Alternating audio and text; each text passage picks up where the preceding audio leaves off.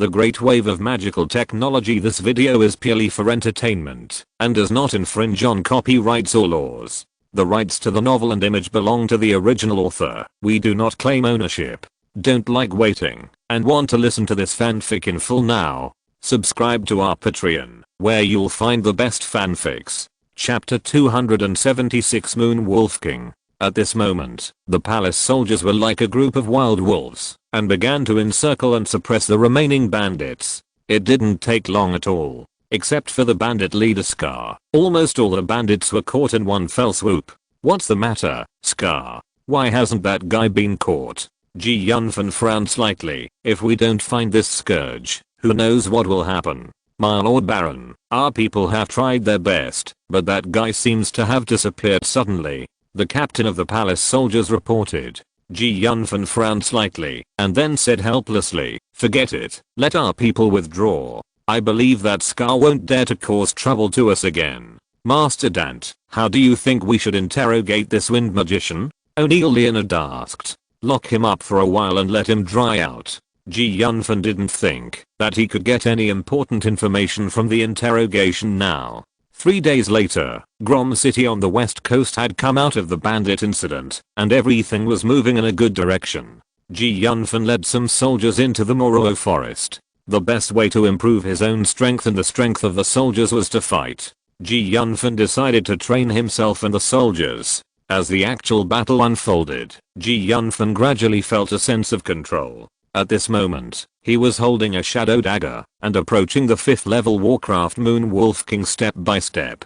Raw, wow. The 5th level Warcraft Moon Wolf King, who felt the threat of death from the human boy in front of him, howled continuously. The silver hair on his body stood up like needles, his eyes stood up, and his pupils were glowing with green light. Those who are familiar with the Warcraft Moon Wolf King will understand. The Warcraft Moon Wolf King is preparing to release magic. An invisible momentum enveloped him, making Yunfan feel a sense of crisis. Raw. The 5th level Warcraft Moon Wolf King rushed over suddenly, and the earth trembled. Yunfan was like an elf, jumping a few steps in an instant to change his position, and at the same time, the shadow dagger in his hand flashed by. Poof. Blood splashed out, and a deep wound appeared on the chest of the 5th level monster Moon Wolf King. However, the 5th level monster Moon Wolf King did not care at all at this moment, because it knew that the guy in front of it could take its life at any time. Its two sharp claws directly grabbed Yunfan, and the claws on the sharp claws were like knives that cut through the air, leaving a bloody scratch in the air. Yunfan calmly stepped back 2 steps, and at the same time, the shadow dagger in his hand tried to block it.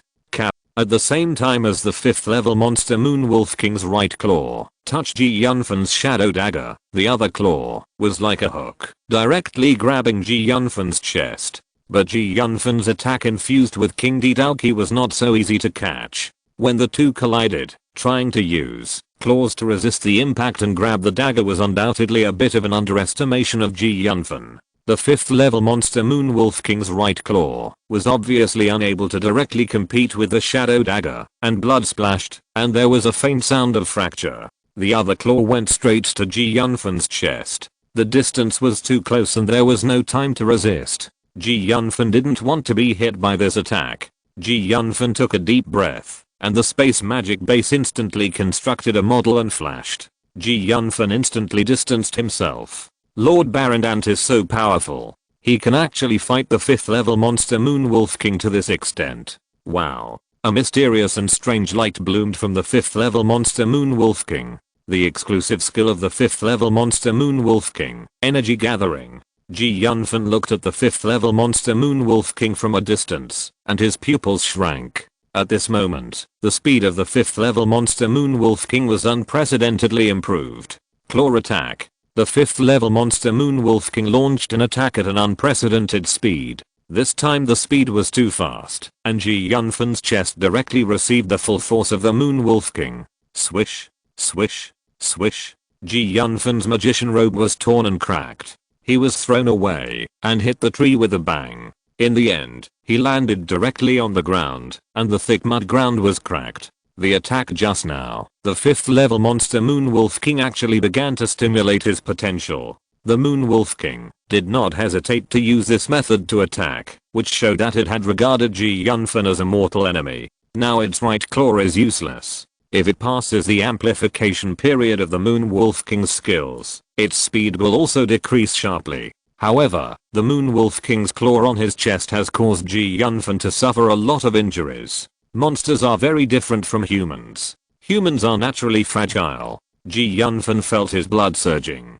The 5th level monster Moon Wolf King, with a strong attack, has barely broken Yunfan's defense. This trip to Moruo Forest, Yunfan was to better hone himself and his palace soldiers, so he didn't plan to use some tricks at the beginning. In a life and death fight, I cannot fight it with the experience I have accumulated from ordinary sparring. I must kill it with thunderous means if it threatens me. Yunfan quickly changed his mind. A life and death fight. The purpose is to kill the opponent. For this purpose, I can do anything. I have to attack more fiercely. Perhaps because he knew that he could not escape, the 5th level monster Moon Wolf King bared his teeth and roared at Yunfan. Even if he was going to die as a king, he would take someone with him. The Moon Wolf King roared and pounced, and at the same time opened his mouth, revealing his fangs. A flash of cold light.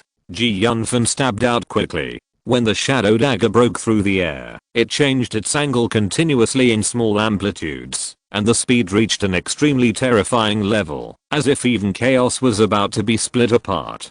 Kai kai kai kai. The dagger stabbed the Moon Wolf King's chest, and it cut a deep wound, and blood spurted out directly. Perhaps because of the serious injury, the Moon Wolf King became even more irritable, and turned into a shadow, and rushed straight to Yunfan's vital point again. During the flight, its sharp claws were like a knife out of its sheath. At the critical moment, Yunfan moved his feet again, like a gust of wind or an elf in the wind, and directly avoided the Moon Wolf King's pounce, and the dagger in his hand stabbed diagonally. How decisive this stab was, and it was as fast as lightning, as long as it pierced into the Moon Wolf King's left eye. With the help of the Moon Wolf King's own momentum, the Moon Wolf King's left eye was cut open. At this moment, the muscles of the wound on the Moon Wolf King's left eye contracted, and the bleeding speed slowed down, but the blood was still flowing slowly. Obviously, the wound just now was too big. After the stab, Yunfan's face changed. The current Moon Wolf King was no longer the same as before. The injury aroused its brutal nature. Recklessly opened its bloody mouth and bit towards Yunfan's neck. Yunfan hurriedly raised the dagger to block, but the dagger encountered huge resistance. The fur of the Moon Wolf King blocked the dagger, making it impossible for the tip of the dagger to penetrate. Chapter 277 Progress. At the same time, the Moon Wolf King's tail swept fiercely. Yunfan, who was unable to avoid it, was in a terrible situation. The powerful impact directly knocked him far away. Her body hit a tree like a meteor, and the tree, which was as thick as an arm, was broken in an instant. At the same time, several deep claw marks appeared on the ground. The only remaining Moon Wolf King stared at the human boy in the distance. It knew that the human boy was really strong, and had the strength to fight it. It was possible that he might lose his life here today. For an ordinary 5th level warrior, that tail sweep would probably shatter his internal organs and kill him. Yunfan frowned and looked at the Moon Wolf King in the distance. If it weren't for the special King Dao key in his body, he felt that he couldn't stand up now. Although the Moon Wolf King is only a 5th level monster, as the strongest of a species, he has his own unique skills, and ordinary 6th level monsters dare not face him. Yunfan took a deep breath and hummed. The King Dao key in his body began to circulate, and the airflow was visible to the naked eye around him, which made the air vibrate. At this moment, the terrible power hidden deep in this seemingly thin body completely erupted. He clearly felt that the injuries left by the Moon Wolf King were recovering bit by bit. Yunfan stepped slightly with an extremely strange step. This step was created by him according to the experience of his previous life and the 5 elements i.e. Although each step seemed messy, it actually contained a deep connection. Yunfan called this step he created the mysterious shadow. According to his calculations, if the step is cultivated to a high level and assisted by space magic, it may even reach the so-called close at hand, far away from the world on Earth. Yunfan stabbed out with the dagger in his hand. The shadow dagger cut through the air and created a wave of air. Unconsciously, he injected the space magic element into the shadow dagger, which made Yunfan cut a gully in the thick mud ground directly without expecting it. The Moon Wolf King in the distance suddenly roared and stared at the boy. The boy's attack just now was too powerful. He felt that, if this attack hit him, it might take his life. He had already had a high opinion of the boy in front of him, but now it seemed that the boy was more dangerous than he imagined. Isn't the Baron's steps too strange? I have never heard of such a magical step. Many palace soldiers looked at Yunfan in disbelief. The young master's steps are indeed too strange. I'm an old guy, but I have never seen a step like the young master. It seems that every step is extremely messy, and it seems that every step carries a rule. O'Neill Leonard said. Unconsciously he was a little dazed. He tried to analyze and understand Yunfan's steps. If a saint-level warrior saw Yunfan's steps, he would be surprised, because Yunfan's steps have touched the rules of the field, which is the condition for becoming a saint-level strongman.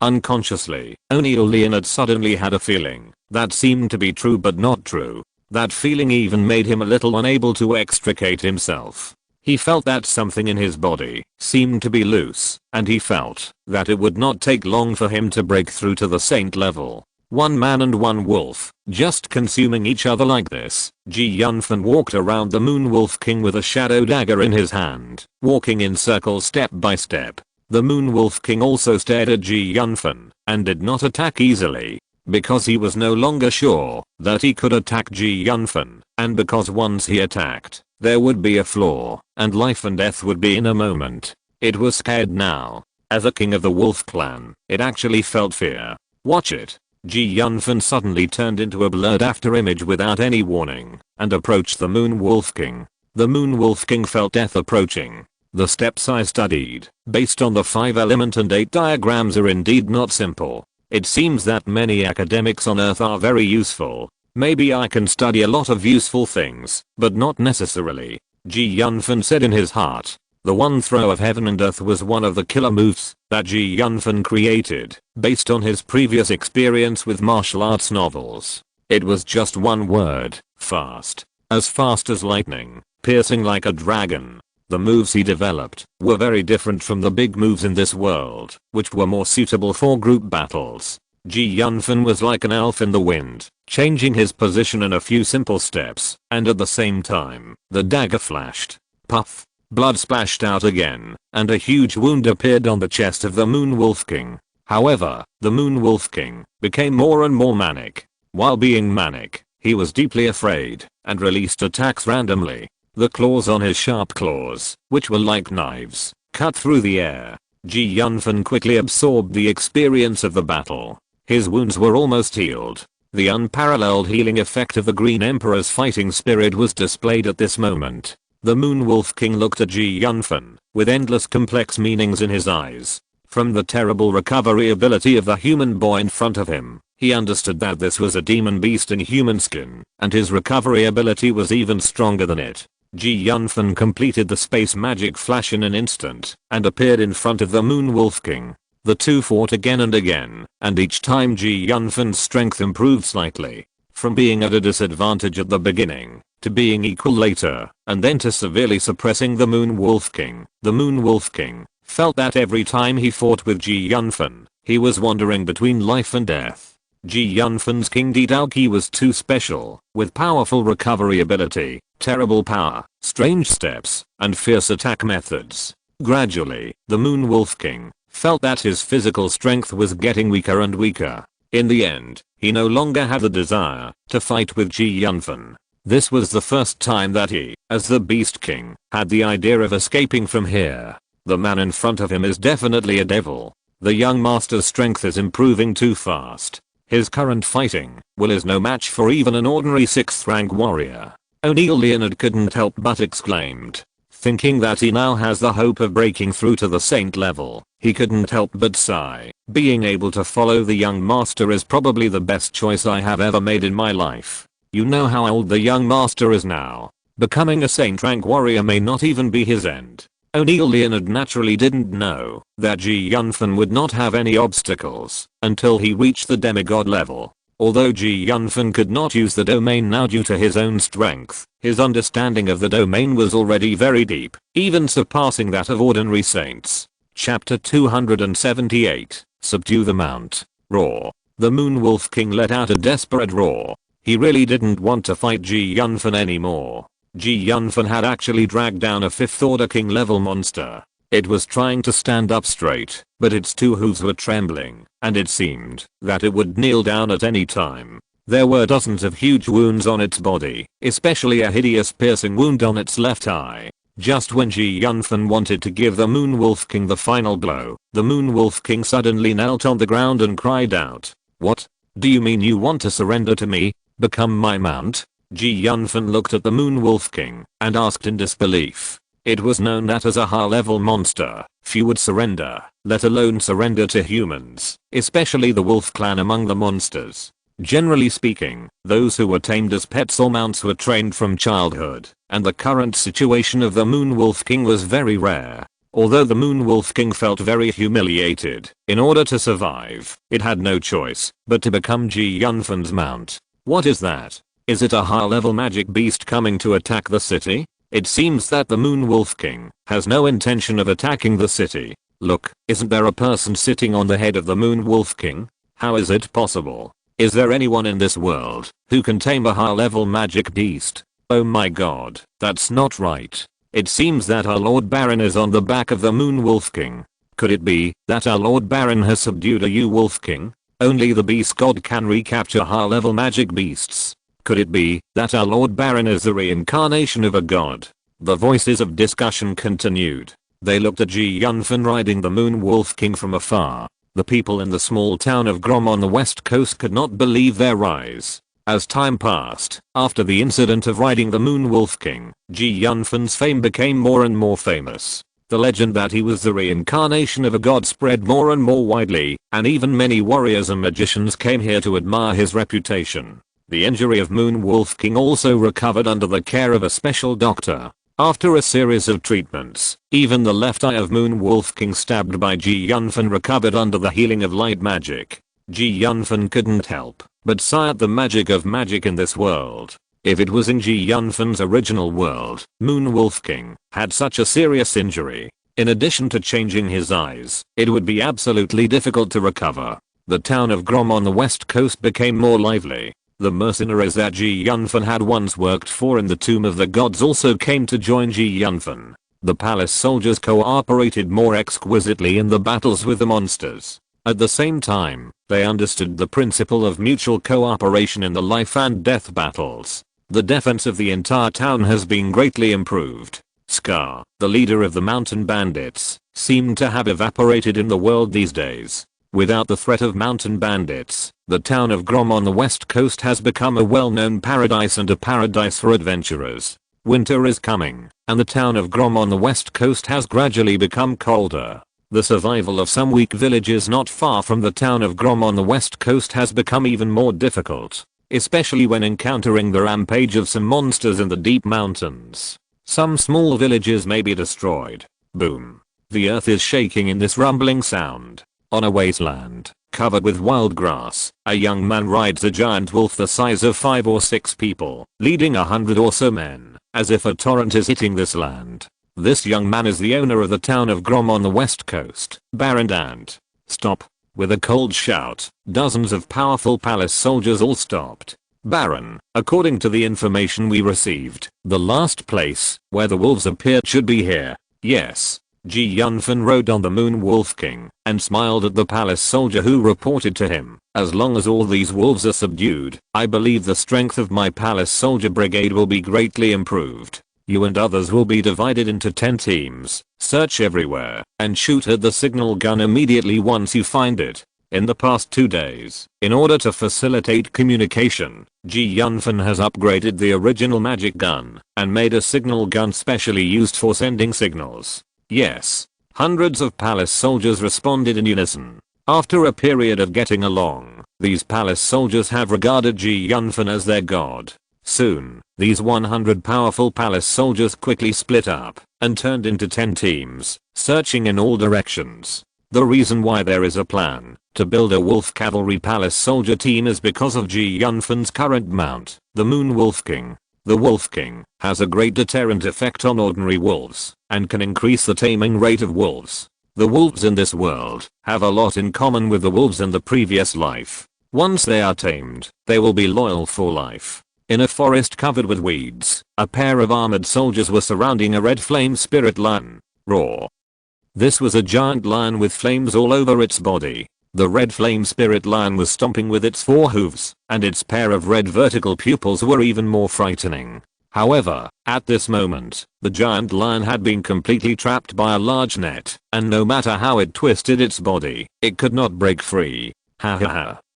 A bearded man wearing golden armor laughed. This time the harvest is good. I finally found the red flame spirit lion, and I caught it so easily. Yes.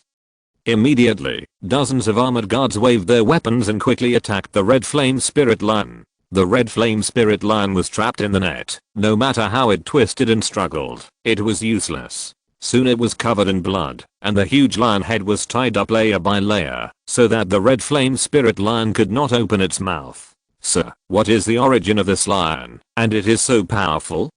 A young man in armor next to him asked curiously. He thought hard for a long time, but couldn't identify what kind of magic beast it was. The red flame spirit lion is ranked 138th on the mainland's magical beast rankings. Although this magical beast is only ranked 138th, its true value can already reach the top 50. The bearded man in golden armor laughed. How is this possible? Is there something special about this red flame spirit lion? The armored young man seemed a little unconvinced. There are a total of 103,600 magical beasts recorded on the mainland, and among these 103,600 magical beasts, there are a total of 18,000 fire magical beasts. Among these 18,000 fire magical beasts, the red flame spirit lion ranks 16th among the fire magical beasts. Do you know why? Among the magical cores of the same rank, except for some magical cores with special attributes, the magical cores with fire attributes are the most expensive among them?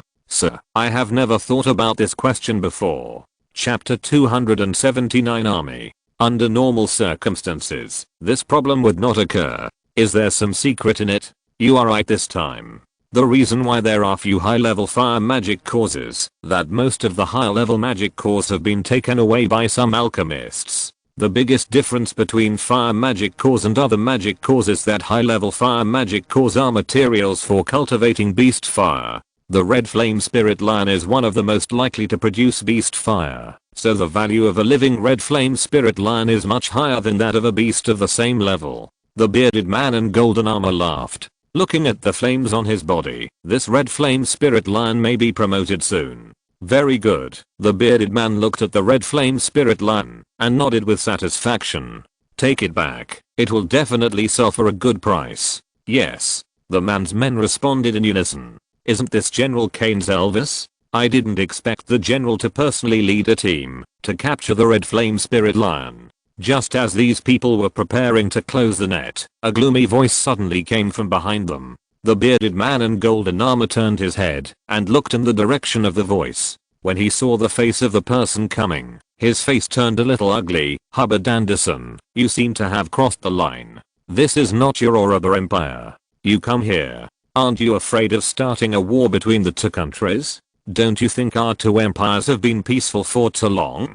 The man named Hubbard Anderson said with a smile, as if the war was just a game in his eyes. The bearded man in golden armor was called Cairns Elvis, the deputy commander of the Western Legion of the Nigel Empire, an 8th level senior warrior, and one of the 4 major legions of the Nigel Empire. The Hubbard Anderson that Cairns Elvis mentioned was the general of the Oroba Empire. The identities of the two people were almost equal in the empire. The relationship between the two empires was also very secretive. From time to time, some small-scale wars would occur between the two, but these small-scale wars were harmless. It was just that this time Hubbard Anderson actually appeared on the territory of the Nigel Empire. Hubbard Anderson, you are a fucking lunatic. What good will it do you if our two empires go to war? Cairns Elvis, a bearded man in golden armor, glared at Hubbard Anderson fiercely. Of course there are benefits. If there is no war, how can I get military merit? Hubbard Anderson's tone was very calm, as if he was talking about a trivial matter. I don't want to argue with you now. Tell me, what exactly do you want to do here? Ken Elvis looked at this seemingly harmless man with some vigilance. If I say I'm a mild friend and come to see you, do you believe me? Hubbard Anderson showed a mysterious smile at the corner of his mouth. We have been fighting for so many years. What kind of person are you? Don't I know you? Ken Elvis said in a deep voice. The two sides were already on edge at this moment, but neither side had the intention of taking the first step. Hubbard Anderson, go back to the Oroba Empire now, and I will pretend that nothing happened. Ken Elvis calculated the strength of both sides, and found that he had no chance of winning. For the sake of his soldiers, he could only compromise temporarily. Ken Elvis, I have come to this place. Do you think I will retreat because of your words? Hubbard Anderson raised his mouth slightly, revealing a mocking smile. Baron, 2 groups of people were found 10 kilometers away, and the 2 groups are now in a standoff. A scout-dressed soldier ran to Yunfan from a distance and reported. Do you know who those 2 groups of people are? Yunfan asked. I don't know. I can only watch from afar and dare not get too close. Judging from the momentum of the 2 groups of people, both groups are very powerful. The waiter responded, and soon the scout seemed to have thought of something and added, an ordinary team of adventurers should not be able to have such momentum. If it's not an ordinary team of adventurers, could it be people in the army? But how could people from the army appear in my territory? Yunfan frowned involuntarily. Maybe they accidentally crossed the line. Since it happened in my territory, I have to take care of this matter. Otherwise, I don't know how many people think I'm a coward. The rest of you stay where you are. I'll go over there and take a look. After Yunfan finished speaking, he jumped off the back of the Moon Wolf King, shuttled through the forest, and disappeared in the blink of an eye. Looking at Yunfan's receding back, the soldiers all looked worried. Will our Lord Baron be in trouble? Our Lord Baron can even tame the Moon Wolf King. What else can be difficult for him? Several soldiers who admired Yunfan shouted. I hope our Lord Baron will be blessed by heaven. After leaving the team, Yunfan turned into a meteor and quickly moved in the direction where the scouts found the situation in the forest. After a while, he ran to the place where the 2 armies were confronting each other, but he did not go out directly. Instead, he found a safer place, hid carefully, and observed the situation. Hubbard Anderson, although you have brought more people now than me, you won't get much advantage once the war starts. Ken Elvis still tried to persuade the other party. Ken Elvis, if I were you, would I retreat when I had the advantage? Hubbard Anderson asked with a sneer. It seems that you are determined to keep me here. Ken Elvis's eyebrows were almost twisted together. If I leave the deputy commander of the Western Army here, the strength of the Western Army will definitely be greatly reduced. If you do this, our 2 empires will definitely fall into an endless war. In fact, this is the result I want. Tell me what it is for. Even when the 2 people were anxious, Yunfan's feet suddenly slipped, making a rustling sound. Who is there? Come out quickly. Hubbard Anderson frowned slightly and looked in the direction where Yunfan was hiding. Chapter 280 Joining the battle. I didn't expect it to be so lively here. I just came here unintentionally. I don't have any other intentions. You guys just continue chatting. Yunfan said, and prepared to leave. Both of them are big shots, and he will definitely not get any benefits if he gets involved here. Although Yunfan didn't think that the other party would let him go easily, Hubbard Anderson's next words made Yunfan's face gloomy. This must be the famous Baron Dante. I didn't expect to meet you here. It's just right that I don't have to go to the West Coast Scrum Town to find you. From the other party's words, Yunfan clearly felt that the other party was targeting him. I'm afraid that this time it was not accidental that he appeared in his territory. My lord, I think you must have recognized the wrong person. How could I be the Baron Dante? Yunfan wanted to try to see if he could get away with it, but the other party had already been eyeing him. How could he not know about him? Baron Dante, please stop pretending, okay? Legend has it that you are the reincarnation of a god. Hubbard Anderson said with a wicked smile. To be honest, I'm really interested in your identity. It is said that you have come to this point step by step from a slave servant. What kind of secrets do you have? My secrets are earth-shattering, and they are not something that a small person like you can explore. Yunfan saw that he could no longer get away with it, so he wanted to provoke the other party through words. People are most likely to lose their minds and make mistakes when they are angry. Elvis's eyes also involuntarily turned to Yunfan, but at the same time, his eyes were full of doubts. Could it be that this little baron in front of him really had some incredible secrets? Otherwise, how could Anderson notice him? There are not 10,000 barons in the empire, but there are at least 8,000. Elvis doesn't believe that Anderson would do such a boring thing, to pay attention to a little baron. Moreover, from Yunfan's tone of voice, Elvis felt that this little baron in front of him was definitely extraordinary. But, to be honest, I have a question now. Why are you interested in a little baron like me? With a tremor in his heart, Yunfan had a vague premonition of something ominous. He felt something strange about Anderson. Although Anderson looked at him calmly, the slight chewing of his teeth still made Yunfan feel the strong ups and downs of his mood. He had never met this guy before, so why did he feel so bad about him, as if the two of them had some deep hatred? Staring at Yunfan and Anderson in a daze, Elvis thought quickly in his heart. At this time, he was really getting more and more confused. The sun was shining in the dense forest. The monsters here had long been driven away by the momentum of these people, and only the slight chirping of some insects was left around. Yunfan, who was meticulous in thinking, could sense deep malice from the other party. Damn, who did I offend? Why do people dislike me wherever I go? Is this the legendary genius being envied? Yunfan couldn't help but slander inwardly. It seemed that fighting was inevitable. Yunfan smiled bitterly, but he didn't feel too scared. Anyway, Yunfan had gotten used to it these days. Yunfan knew his physical condition very well. He knew that even an ordinary 8th level master couldn't kill him, so he was very calm. Go. Anderson suddenly said, let's get rid of the big trouble of Elvis first. Anderson's men began to attack after hearing Anderson's order. Give up Elvis. Enter combat mode. Elvis gave the order decisively. But, Elvis's men were a little hesitant. You know, they spent a lot of effort to catch the red flame spirit lion. They were really unwilling to give up on him. It's time now. If you continue like this, we may be wiped out. So listen to my orders and give up the red flame spirit lion. Elvis shouted with a heavy tone. Yes, Deputy Legion Commander. Elvis's men responded. The two teams have already fought together, and the red flame spirit lion took this opportunity to run away without caring about the dignity of the monster. By the way, Baron Dante, if you can escape, then run away. Tell our Western Legion about Anderson, and let our Legion Commander report to His Majesty, and prepare for the war in advance. Elvis seemed to have thought of something, and turned back to Yunfan. Yunfan didn't expect Elvis to say such words to him, and he felt a little moved. This human is really a strange animal.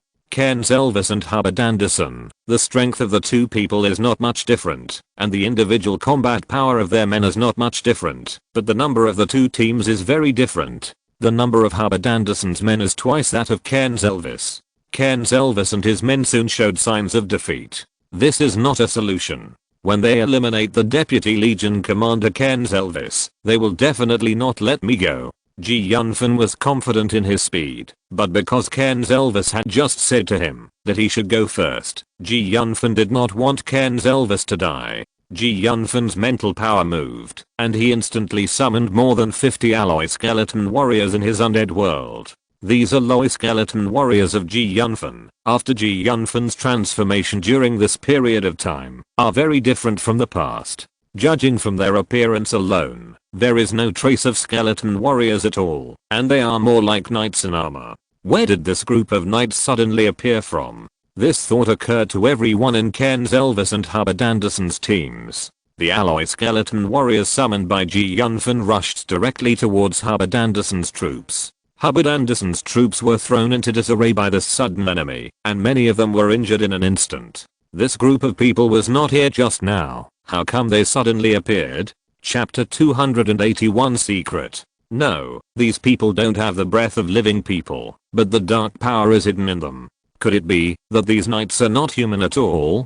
Could it be that these are barren and skeleton warriors? Hubbard Anderson, although he had a high opinion of Ji Yunfan, when he really faced Ji Yunfan, he found that Ji Yunfan's strange methods were beyond his imagination. Eternal night is coming. Dark corrosion. Master, Commander Keynes Elvis, what are you waiting for? Take your men and retreat. Just when Hubbard Anderson thought that Ji Yunfan wanted to fight him head on, who knew that Ji Yunfan's words made him stunned. Retreat. Keynes Elvis, after Ji Yunfan's reminder, Ma Xingshang acted. With the help of Ji Yunfan's strange skeleton warriors, Keynes Elvis and his men quickly slipped out in the chaos. Baron Dante, today's event is all thanks to you. I will definitely report it. Please ask your majesty to take credit for you. Ji Yunfan naturally did not dare to stay here for long. After he pulled away a few hundred meters, he took all his alloy skeleton warriors back to the small world of the undead. Lord Hubbard Anderson, goodbye. Ji Yunfan disappeared without a trace in an instant. Damn, how could things develop to this point? It was fine at first, but after that guy came, things developed in an unpredictable direction. Could it be that that guy is really the nemesis of our empire, as the national teacher said? Keynes Elvis clenched his fist fiercely and smashed it towards a hill next to him. The powerful fighting spirit directly flattened the hill. Keynes Elvis has already known my existence and will definitely send a large number of people to keep me here, so we don't have much time now and we must complete the plan before they know the secret. Hubbard Anderson's face was gloomy and terrible. He originally thought that he could kill Keynes Elvis directly with the advantage of numbers, but he did not expect that Ji Yunfan would appear in the middle of the journey. After returning to the garrison of the palace soldiers, Ji Yunfan had a serious face and said to the garrisoned palace soldiers, "Everyone, pack up quickly and we will leave here now." What happened to Lord Baron? Now you are getting more and more courageous. Don't you listen to what I say? Ji Yunfan frowned and said, "Lord Baron, we dare not." The palace soldier who had just questioned Ji Yunfan looked at Ji Yunfan with a panic and said, "Since you dare not, why don't you act quickly?" Ji Yunfan rode on the Moon Wolf King and hurriedly left with his palace soldiers, heading towards the town of Grom on the west coast. 3 days have passed since Ji Yunfan helped Keynes Elvis escape from Hubbard Anderson. What Ji Yunfan didn't expect was that Keynes Elvis actually came to the west coast Grom town to express his gratitude. Baron Dante, according to the information obtained by our Western Legion spies, their target is indeed you, or to be more precise, your west coast Grom town. Keynes Elvis said in a deep voice. This is just a declining town. Is there really any secret here? Ji Yunfan asked, puzzled. This is also what I have never understood. But this time I brought an elite team of the Western Legion to help you guard the west coast Grom town. Ji Yunfan looked at Keynes Elvis meaningfully. Ji Yunfan felt that Keynes Elvis's approach was not simple at all. And I have reported the matter of you saving me to the commander of the army. I believe that it will not be long before the commander of the army will give you the corresponding reward. Lord Keynes Elvis, I wonder if you have found the real reason why Hubbard Anderson appeared here. Ji Yunfan asked in a deep voice. Although we have already made a guess, we are not sure whether it is correct or not. So let's not tell you about this matter first, Lord Baron.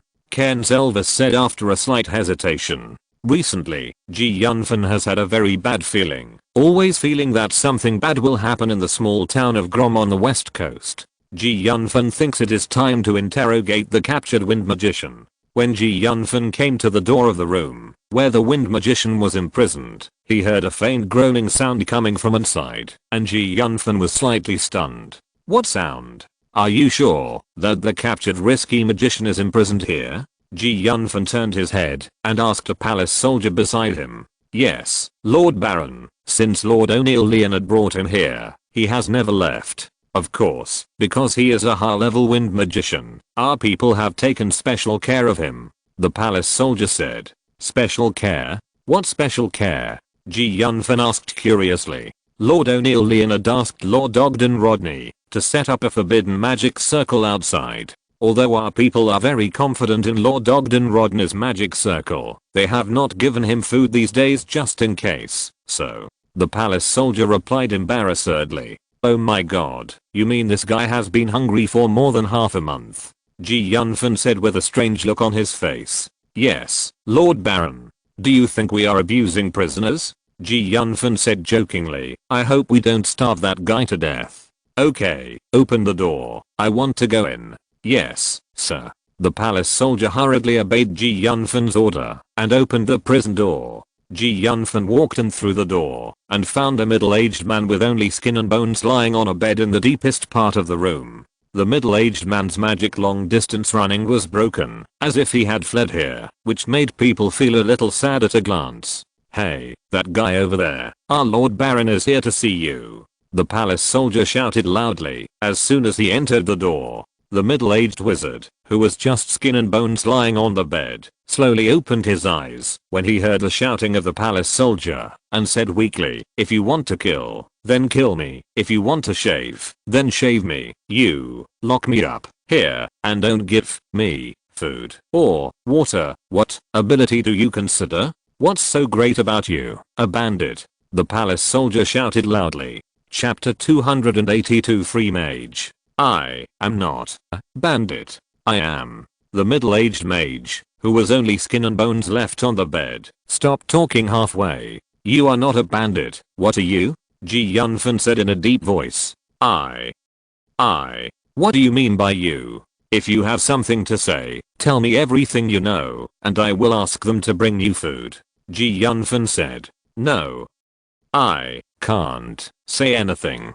You can't say anything, right? You can just wait to starve to death here. The palace soldier behind Yunfan threatened. How can you do this? You seem to be planning to kill me, right? Even if I starve you to death, it's not a big deal. Yunfan said. You should know that those who kill people will be killed, but the means we use now are different. The half-dead wind magician groaned slightly on the bed and didn't know what to say for a while. Tell me, who are you? You look very different from those bandits. With your ability, you shouldn't be a member of the bandits. Yunfan continued to ask. I can tell you what I know, but you must let me eat first. The half-dead magician said weakly. Okay. Yunfan turned around and said to the palace soldier beside him, prepare some good food and send it to this magician. After hearing Yunfan's order, the palace soldier hurried out the door and came in with a plate with some meat and fruits piled on it.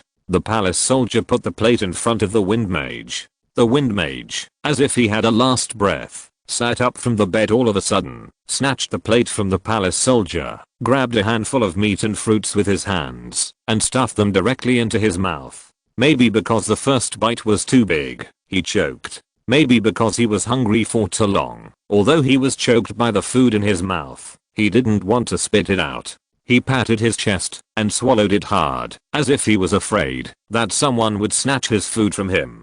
Yunfan couldn't help shaking his head when he saw the look of the wind magician. A 6th level high-level magician turned into this state for some food.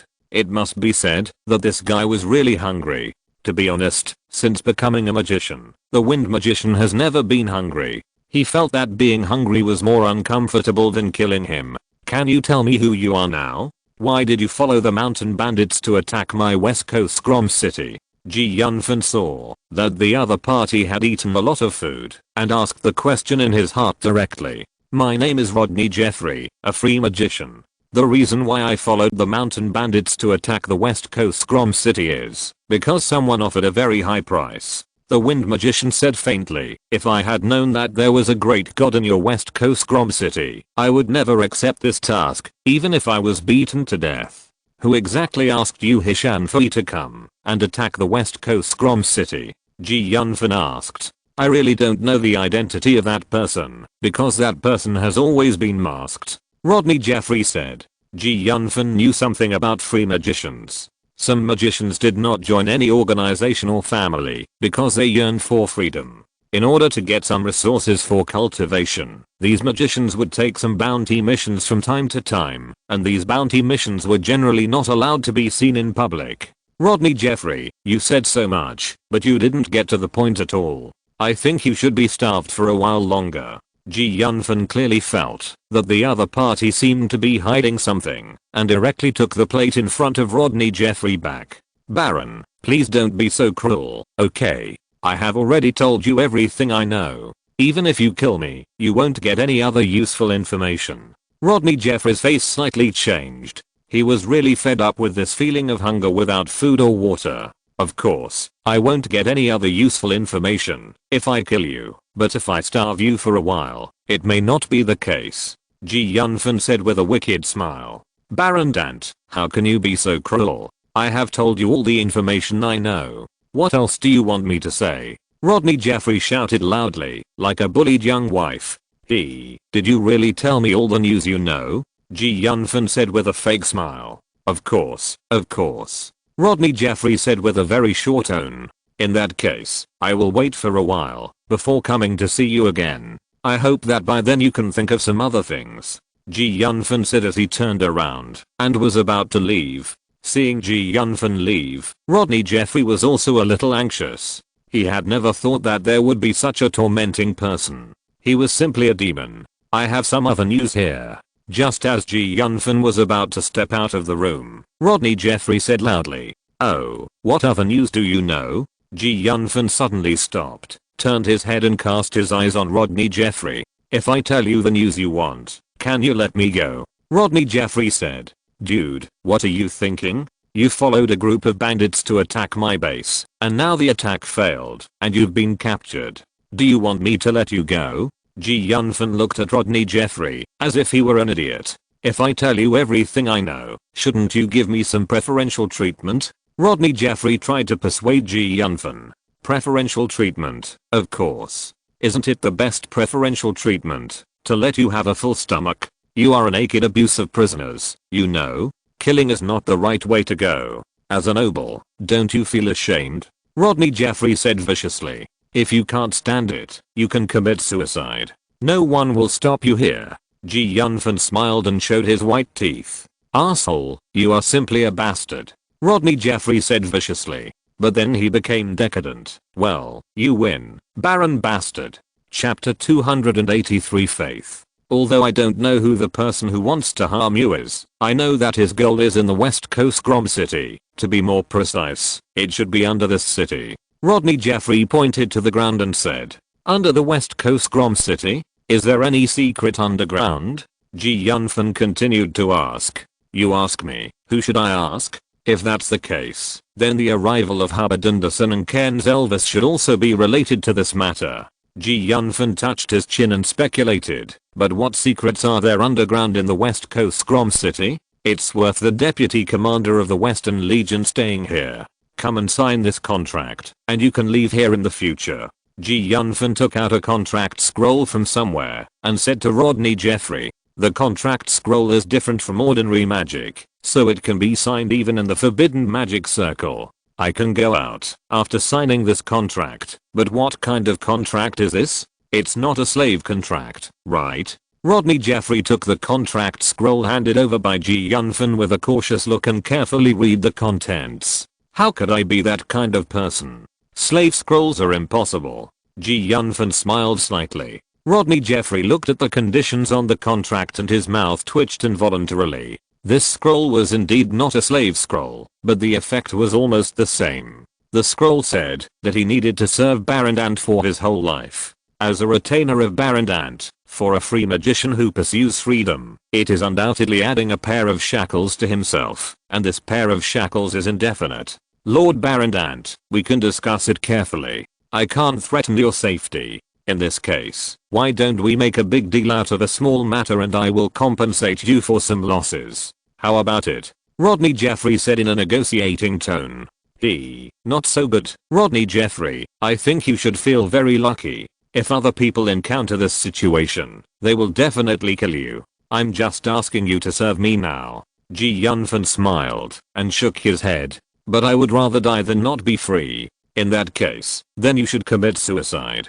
Ji Yunfan said calmly. Baron Dante, how can you do this? Rodney Jeffrey groaned involuntarily. He had never met a noble with such a personality before. Didn't you say it? I would rather die than not be free. I was just making an analogy. Rodney Jeffrey looked like he had no desire to live. Then tell me now, do you plan to sign this contract scroll? I hate these two words. Baron Dante, you win. Rodney Jeffrey took a deep breath and said with gritted teeth, in that case, you can press your handprint on this scroll. Yunfan said with a slight smile. Rodney Jeffrey hesitated for a moment and chose to bite his finger and press his bloody handprint on the scroll. Looking at the symbol of the contract floating in the air, Yunfan nodded with satisfaction, but Rodney Jeffrey was like a wronged young wife, crying, Master Rodney Jeffrey, we should leave here now. You won't live here for so long. Do you like it here? Yunfan said jokingly.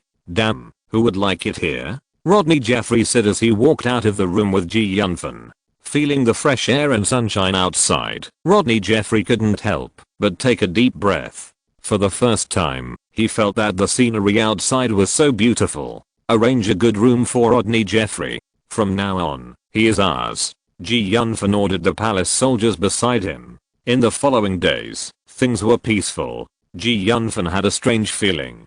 This calm was just the prelude to a storm. It would not be long before the West Coast Grom City would become very lively. Yunfan also bought a lot of slaves in several surrounding towns. With the supplement of slaves, the population of the West Coast Grom City increased significantly. Yunfan also opened an alchemy shop belonging to the Baron's mansion in the West Coast Grom City. The goods sold in the alchemy shop were all invented by Yunfan himself. Not to mention the magic skateboard that can be suspended in the air. For example, the magic rice cooker that can be used for cooking. For example, the magic lamp that can be used for lighting. Even many chambers of commerce choose to buy things from the alchemy shop and sell them in other cities. The name of the West Coast Grom City gradually spread in the western and southern regions of the empire. Even many adventurers and nobles came here because of his reputation. The name of the god of creation also spread in Grom City on the west coast. Even many people made a tablet for Yunfan. Yunfan naturally didn't know that he had his own believers unintentionally. These believers would provide him with the power of faith, which was the fundamental basis for improving strength after becoming a god. Hey, what are these golden threads in my mind?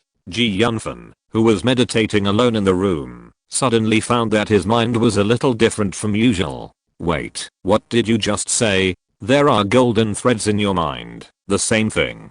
Sakadin exclaimed in disbelief, as if something incredible had happened. Yes, some golden threads suddenly appeared in my mind.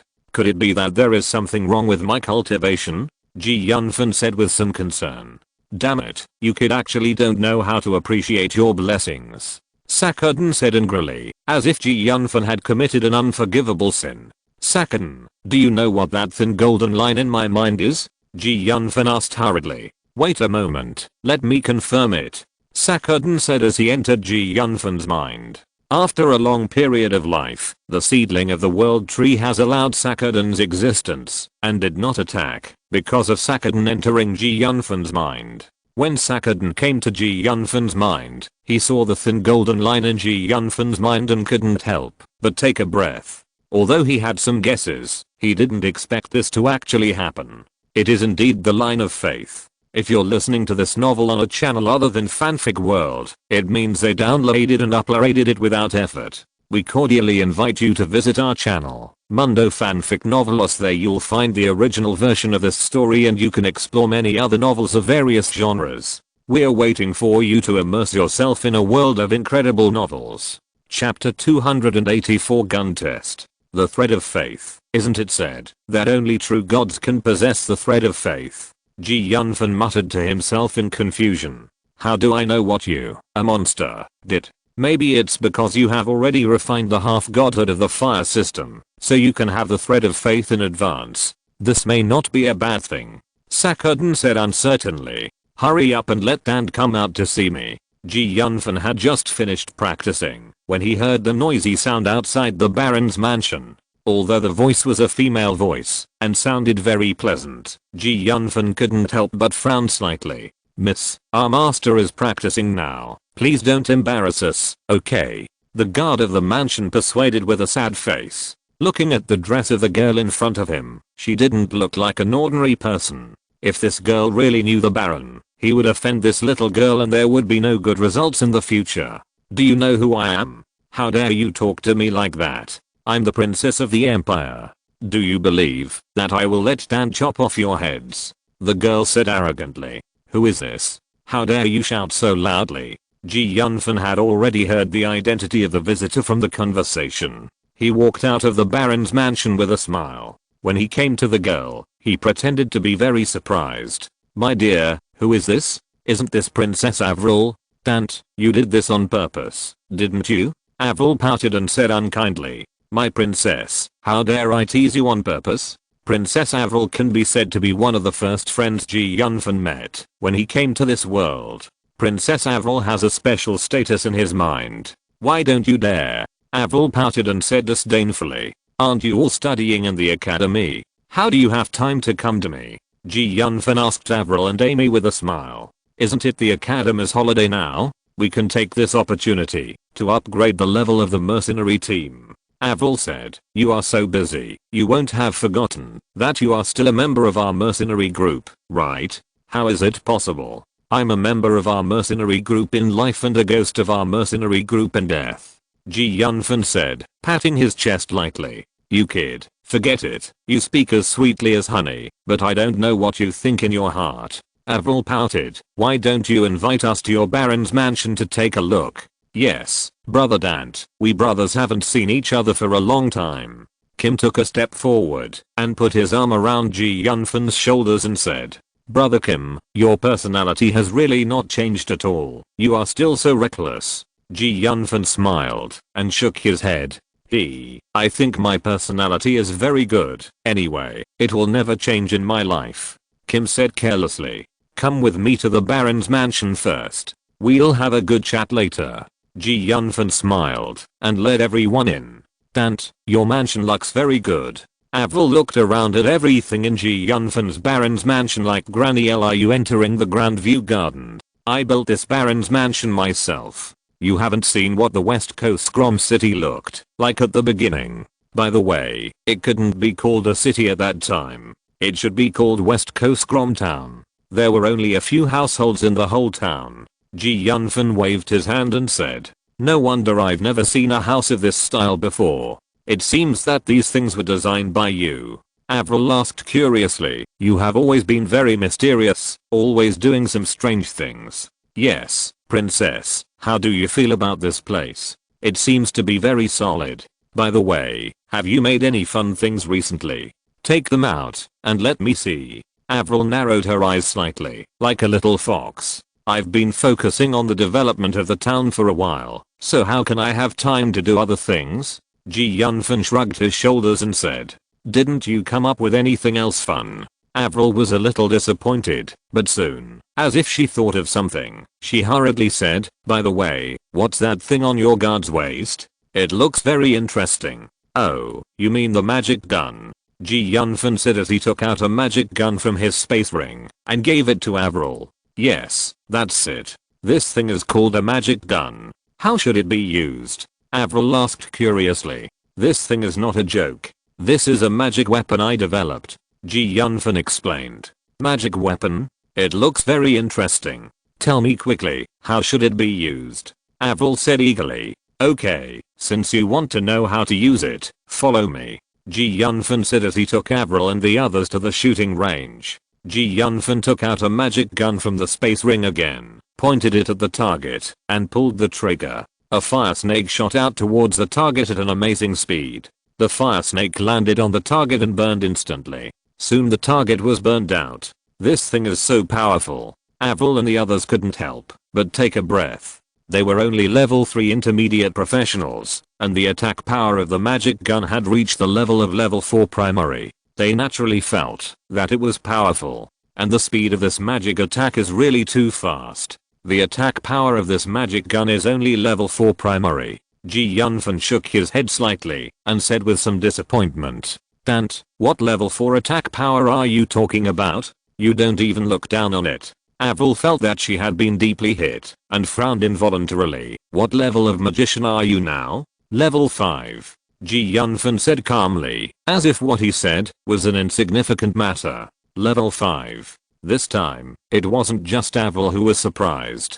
The other members of the mercenary team were all stunned and looked at Ji Yunfan in disbelief. I might have reached level 5. I've reached level 5. There's nothing to be surprised about, right? Ji Yunfan said calmly. Invisible pretense is the most terrifying. What do you mean there's nothing to be surprised about? I'm a princess of the empire, with a talent that only comes once in a century, but I'm only a level 4 high level magician.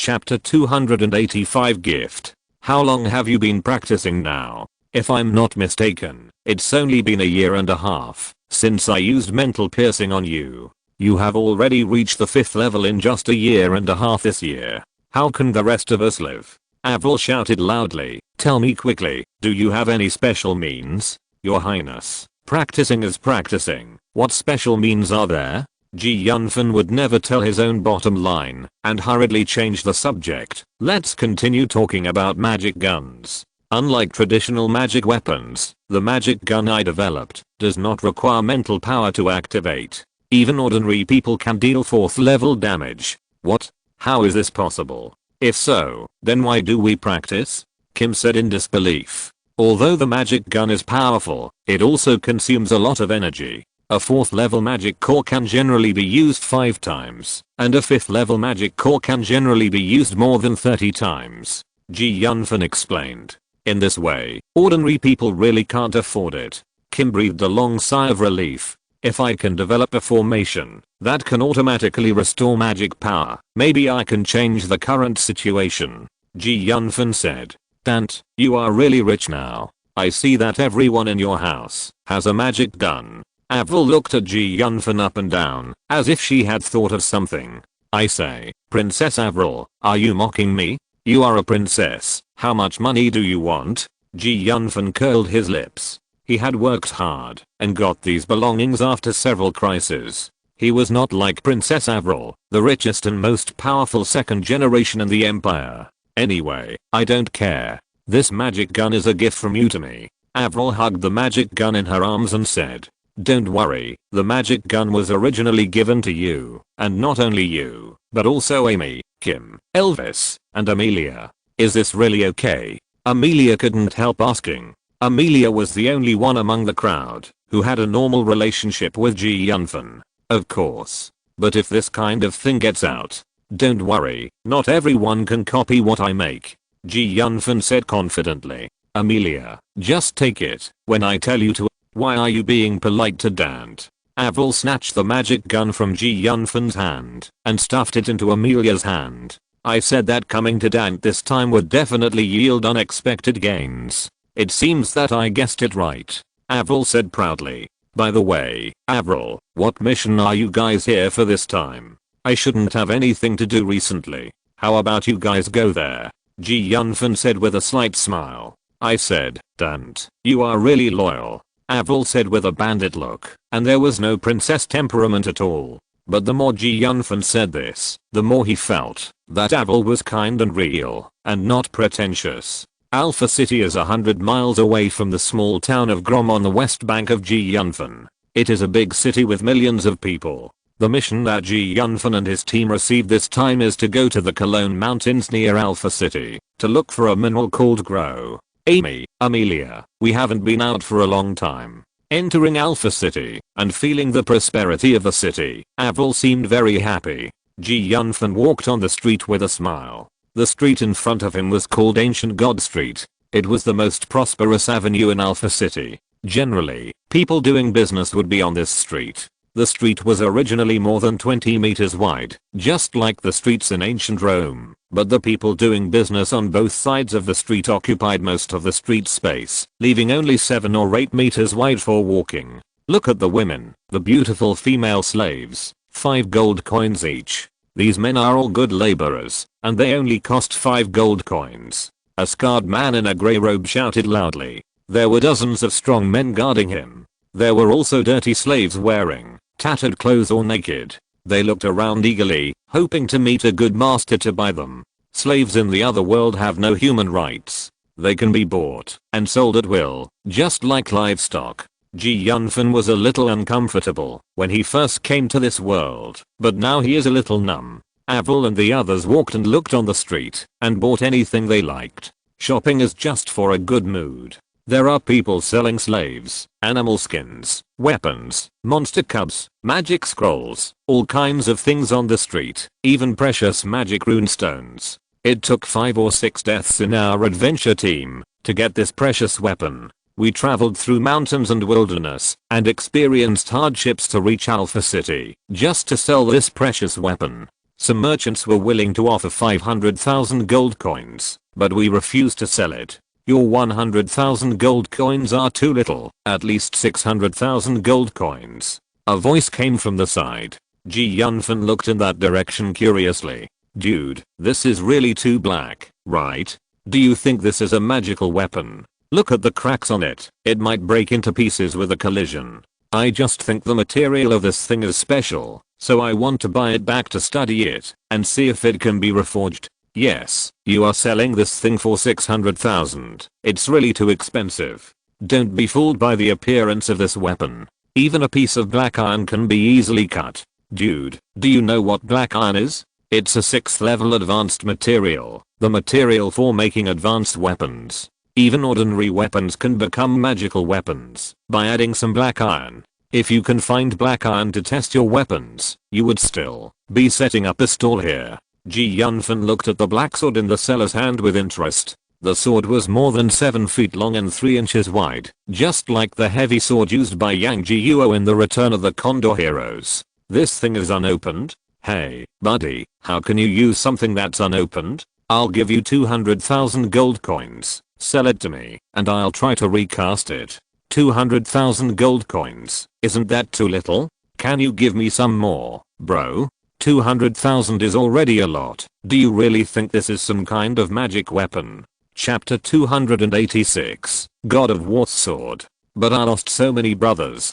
Brother, we are all wise people. Which of us adventurers doesn't live a life of licking blood on the knife? If you want to get involved, you must be prepared to die. 400,000 gold coins. The man hesitated and slightly lowered the price. The 2 dark-skinned men beside him carefully watched the people in front of them, fearing that someone would snatch their magic weapon. Many people in their adventure team died for this magic weapon. This treasure must be sold at a high price. After selling it, they can buy some weapons and equipment, and the strength of the team will be greatly increased. Let me see how it goes. Yunfan stood behind the crowd and glanced at the heavy sword held by the man and stepped forward. Respected Master Mage, please look. The man handed over the heavy sword with both hands respectfully. Yunfan originally wanted to lift the huge heavy sword with one hand, but who knew that, as soon as his right hand touched the heavy sword, he found that the weight of the heavy sword was really amazing. He couldn't help but circulate the fighting spirit in his body, and then he could barely pick up the heavy sword. What a pity. Yunfan shook his head and sighed. He was no longer the ignorant man he used to be. He had seen many treasures. When he saw the aura of the mysterious patterns on the broken sword, he knew that it was originally a treasure. It should have been used by a very powerful sword cultivator. However, the broken patterns showed that the magic weapon was seriously damaged and could not be reused. Shh. Yunfan scratched the blade with his finger. Be careful, it's very sharp. The man who bought the sword shouted in fear.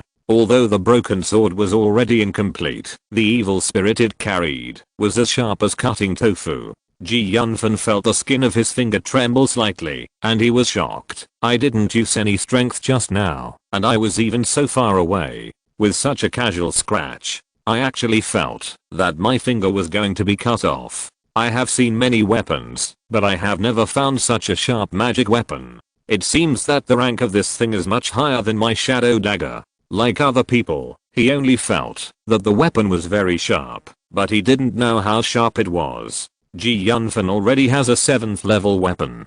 Judging from the sharpness of the weapon, it is much stronger than the 7th level weapons. If the weapon is not too seriously damaged, the weapon in front of him may have reached the holy level. In this case, it is not expensive to buy it even at 10 million. The heavy sword has no edge, and the great skill breaks the power. It is indeed a good weapon. Yunfan said lightly. Dante, what are you pretending to be here? You are a magician, looking at a broken sword here, and you are not afraid of being laughed at by others. Avril pouted. Dante, this sword is not simple. At this time, Sakadan's voice suddenly sounded in Ji Yunfan's heart. Ji Yunfan gently wiped the sword god with his left hand, and a chill that penetrated the heartstrings was transmitted from the broken sword. Ji Yunfan shuddered involuntarily. There were faint ancient broken patterns on the surface of the broken sword. Why don't you tell me why this sword is not simple? Ji Yunfan knew that Sakadan's vision was extraordinary, and he asked involuntarily. Seeing this heavy sword reminds me of a legend from ancient times.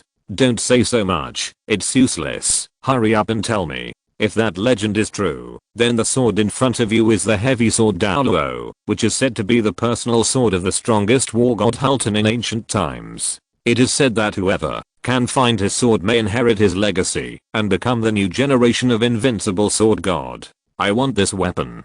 Ji Yunfan glanced at the man who was buying the sword and said. The man was surprised and happy and said, Master Magician, our mercenary team wants this weapon. In front of this young man who seemed to have a very high status and whose true identity was unknown, he was not confident enough and did not dare to force a price. Then what you just said, I want this sword for 600,000. Ji Yunfan flipped his hand and a black card appeared in his hand. He threw it directly to the stall of the man who was buying the sword and said, Here, brother, isn't your behavior a bit too much? This black heavy sword has been taken by me.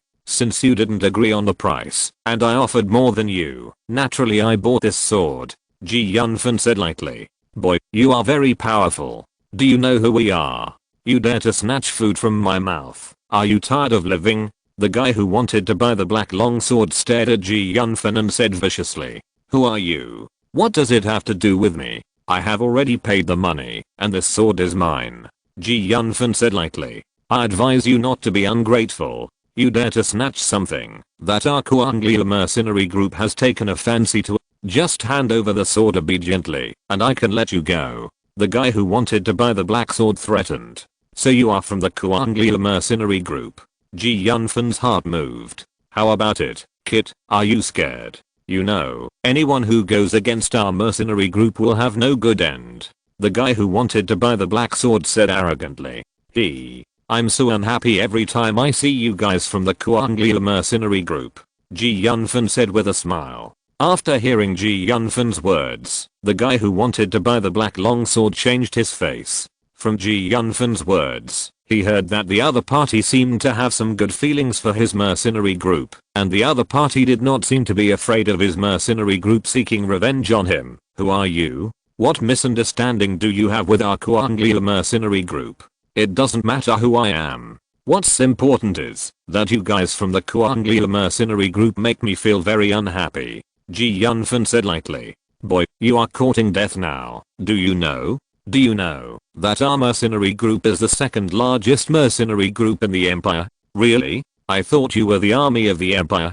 Ji Yunfan shook his head slightly, as if he didn't care at all. Asshole, since you want to die, I will grant your wish. The guy who wanted to buy the black longsword wanted to make a move. Ji Yunfan raised his mouth slightly and showed a hint of sarcasm. It was indeed a nest of snakes and rats. The entire Kuanglia mercenary group was probably not good guys. Captain, we have other things to do now. It's not good to make too much noise, otherwise it will affect our leader's plan, which may not be good.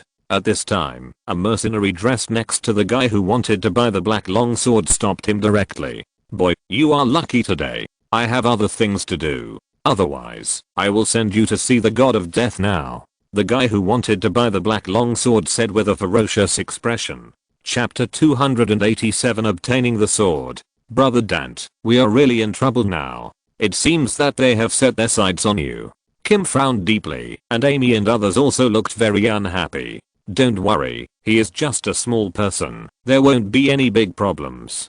Ji Yunfan smiled slightly. But Brother Dante, why did you think of buying a useless sword?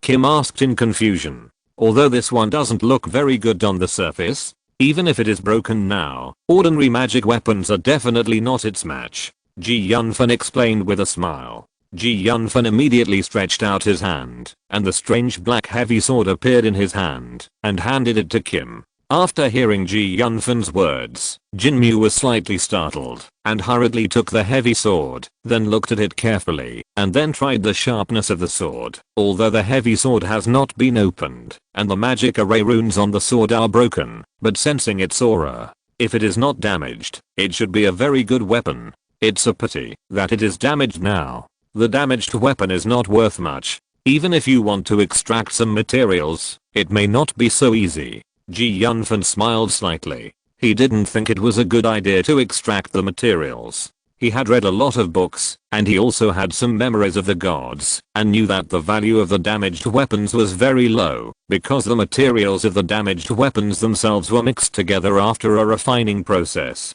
Even if they were smelted to extract the original materials, they could only extract a little bit. I think you seem too small. Look at it, right? If you don't believe it, try it now, and see if your weapon is as sharp as it. Brother Dante, aren't you afraid that I will completely destroy your broken sword? TSK. Before Kim finished speaking, he touched the edge of the sword with his finger. A trace of blood seeped out from his finger, which made him look surprised. What a sharp sword.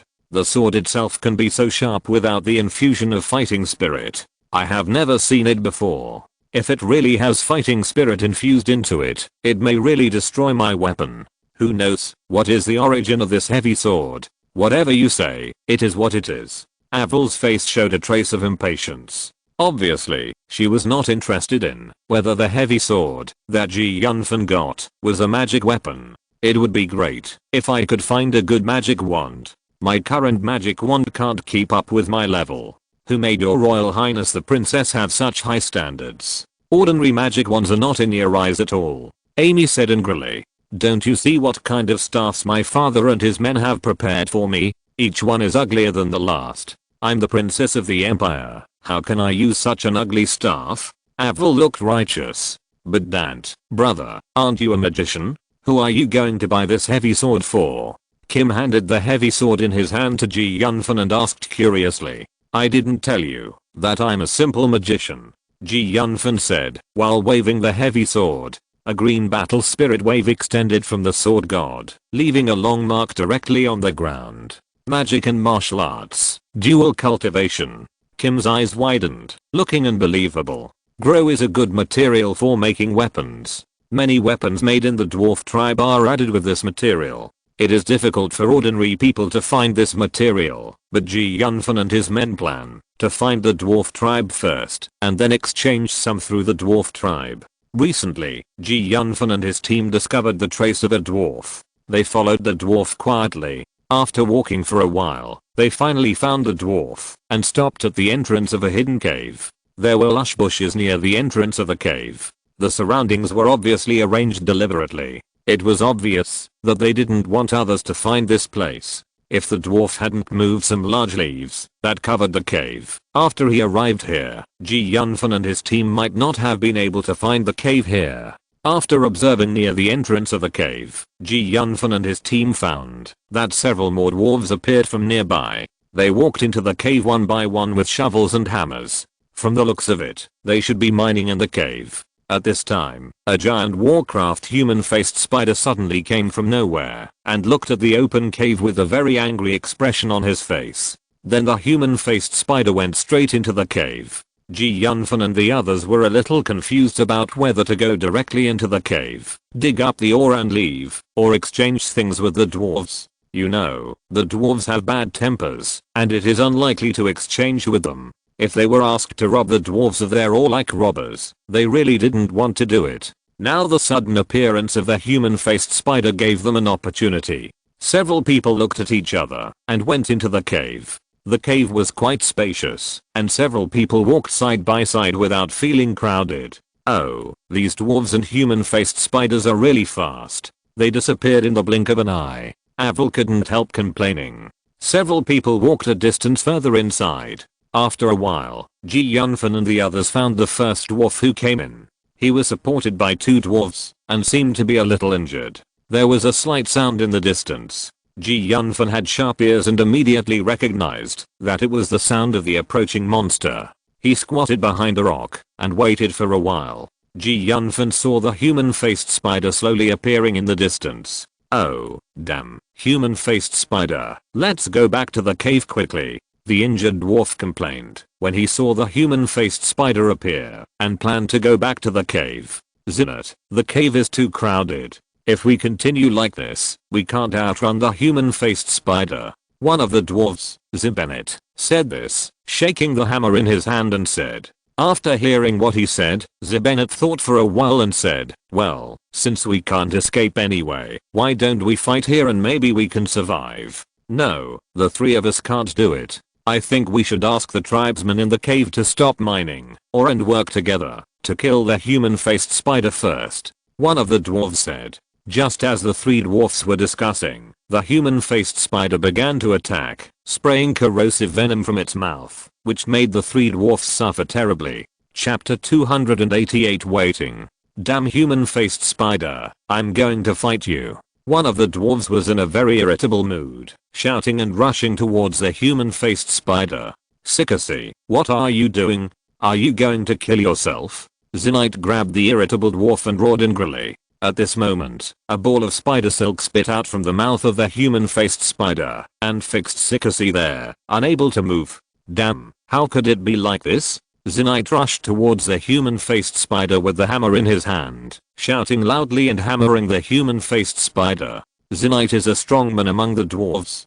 Compared with ordinary dwarves, he is much stronger. Zinite, the big hammer directly hits the human-faced spider, and the human-faced spider is directly knocked several meters away. Zinite is indeed worthy of being the strongman of our dwarfs. Seeing this situation, another dwarf couldn't help but shout. However, there was no joy on Zinite's face, because he had used up all his strength. Although it seemed that he had repelled the human-faced spider, he did not cause any substantial damage to it. Zinnet and another dwarf pulled the spider web off Sikasi. What should we do? Avril asked everyone. Wait a little longer. If we go out now, although they will be grateful to us, the effect will not be obvious. When they are at their wits' end, we will take action. Yunfan said. Brother Dante, this is the first time I find you so sinister. Kim looked at Yunfan and said. I'm doing this for everyone's good. You know what our goal is this time. Our goal this time is to get the ore. Do you want to fight these dwarves? No. If you don't want to, what's wrong with us taking action later? Yunfan said lightly. There is a saying in our hometown that it is better to send charcoal in the snow than to add icing on the cake.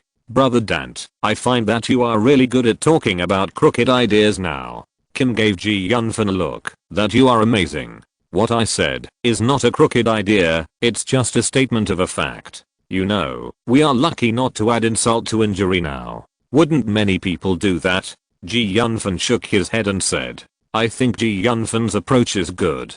In that case, let's wait a while before taking action. Avril said. Several people widened their eyes and watched the three dwarves fight against the human-faced spider. They were also waiting for an opportunity to take action. At this moment, the man named Zinnet suddenly jumped down from the stone and rushed out from the ground with his body bent. After revealing his figure from the distant rocks, he swiftly rushed towards the human-faced spider.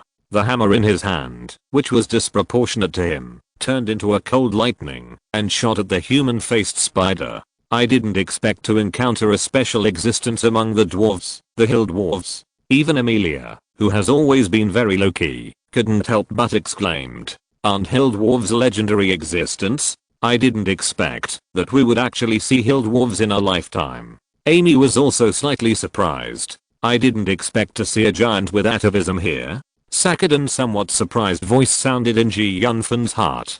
Giant? What the hell? Isn't this obviously a dwarf tribe? Yunfan asked puzzledly. That's because you don't know what the ancestors of these dwarves are? Aren't the ancestors of the dwarves dwarves? These dwarves are not born so short. Their ancestors are quite famous in the gods continent. In ancient times, they were a tribe of titan giants. Sakadan said. Sakadan, are you sure you are not kidding me? They look like giants. How can they be called giants?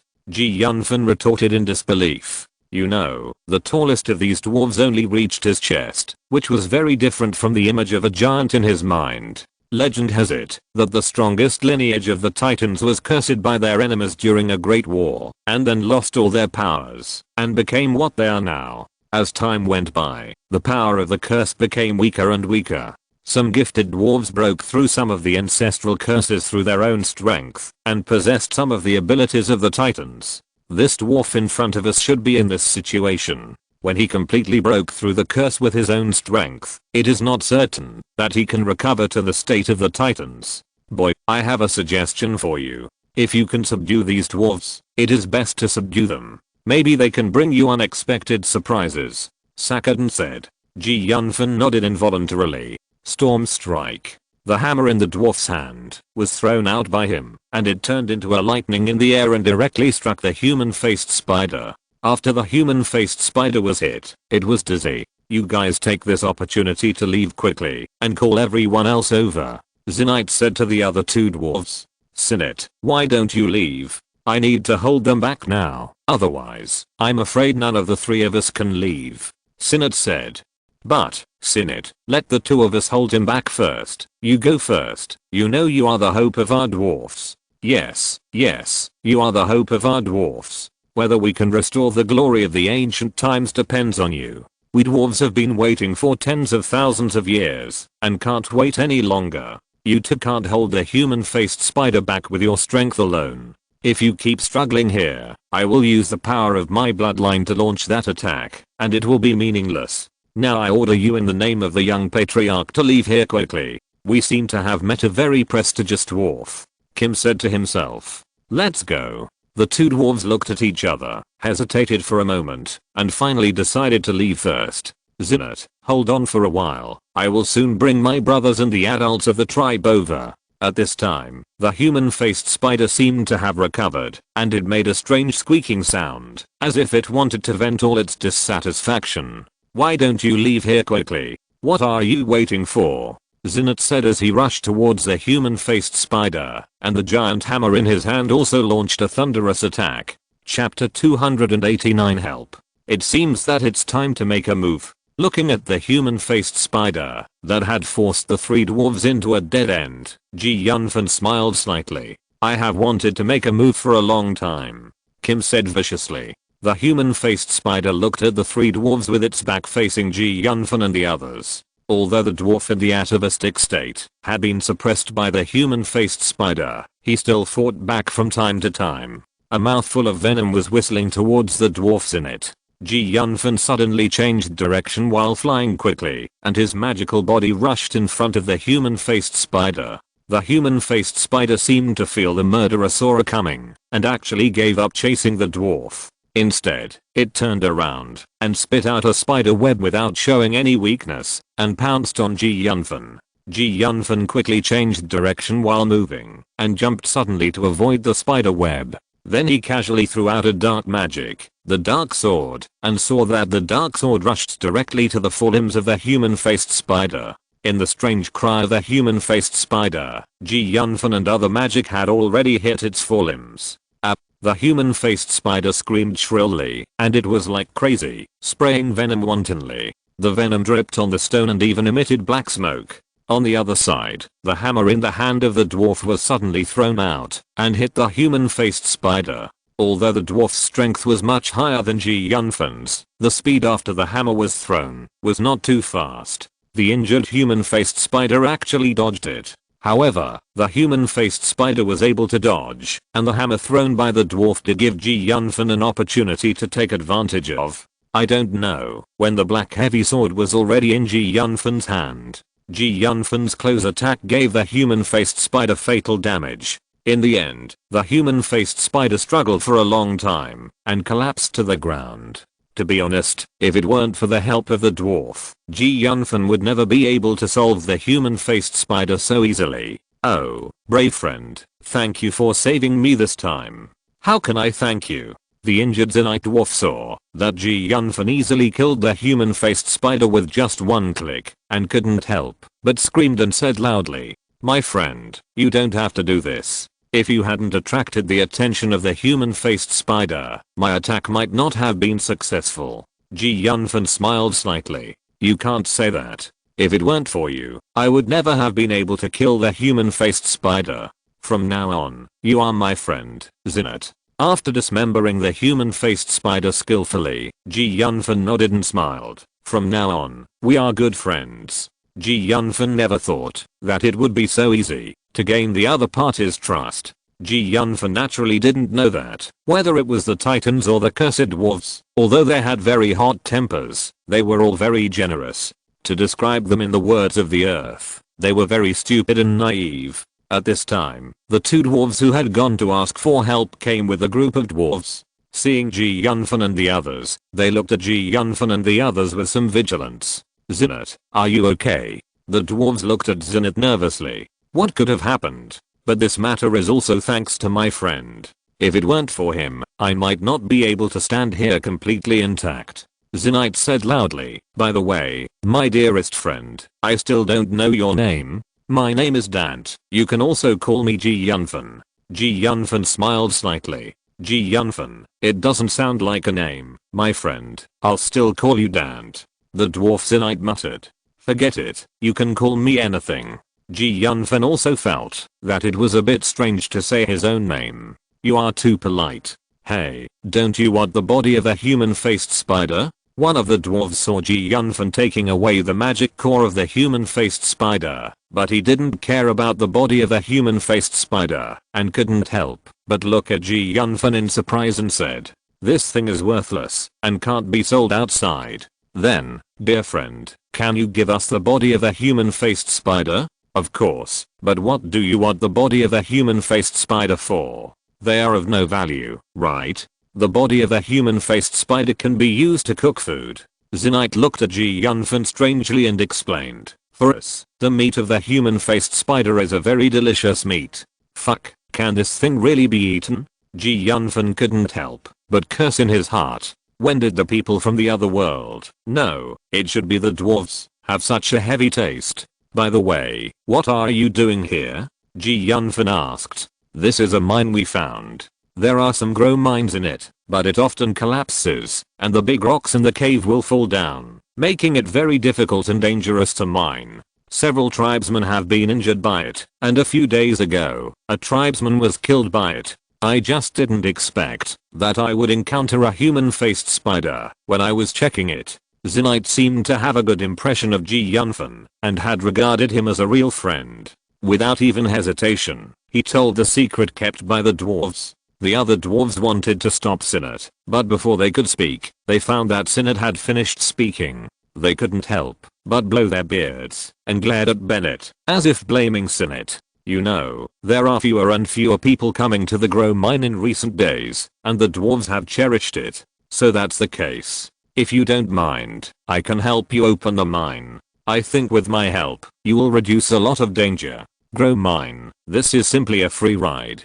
Yunfan's heart moved, and he smiled and suggested. No, it's too dangerous inside. You will be hit by rocks if you go in. If you encounter a large area of collapse, you will not be able to get out of it at all, and you will be trapped to death. The dwarves were a little tempted, but Zinit didn't want the people he recognized to take risks.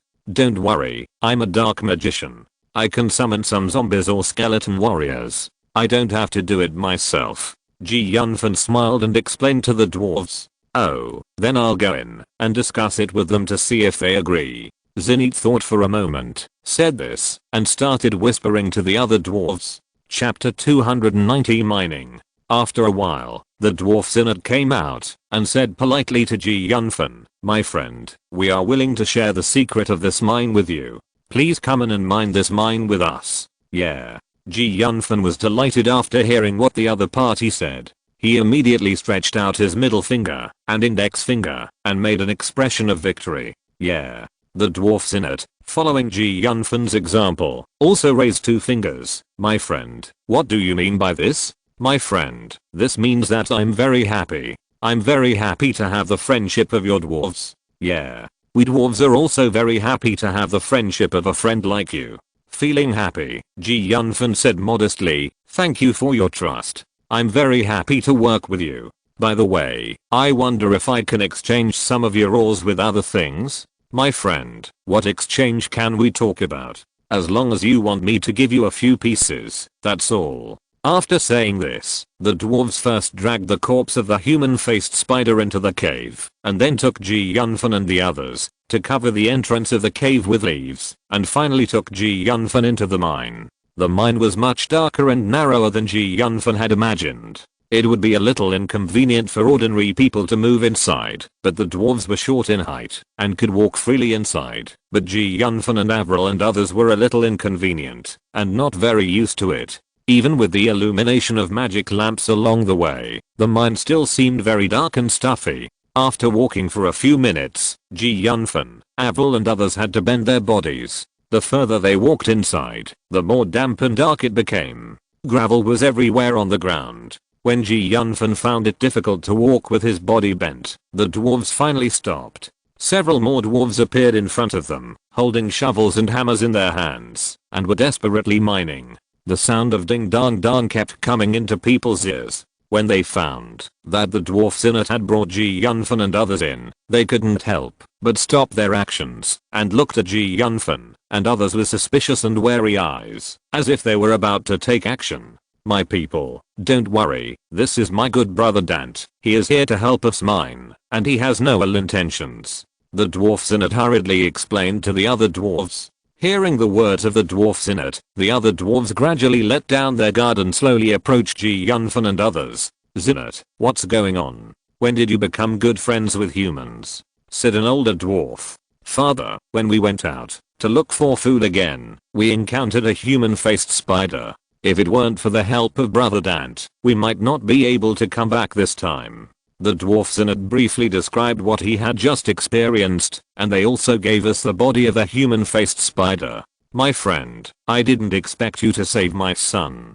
Thank you so much. The older dwarf became very nervous when he heard that his son was in danger. Later, he heard his son say that he was able to escape death with the help of Yunfan and others. Naturally, he had a good impression of Yunfan and others. Really, we also happened to meet when we were looking for the grow mine. It should be considered a kind of fate. Yunfan smiled slightly. Friends, are you looking for the grow mine? This is the grow mine. I can take the initiative and give you some. The older dwarf said.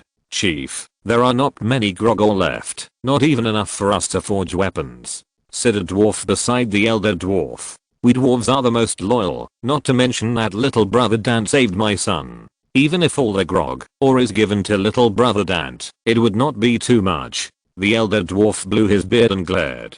Dad, you are talking about the wrong generation, right?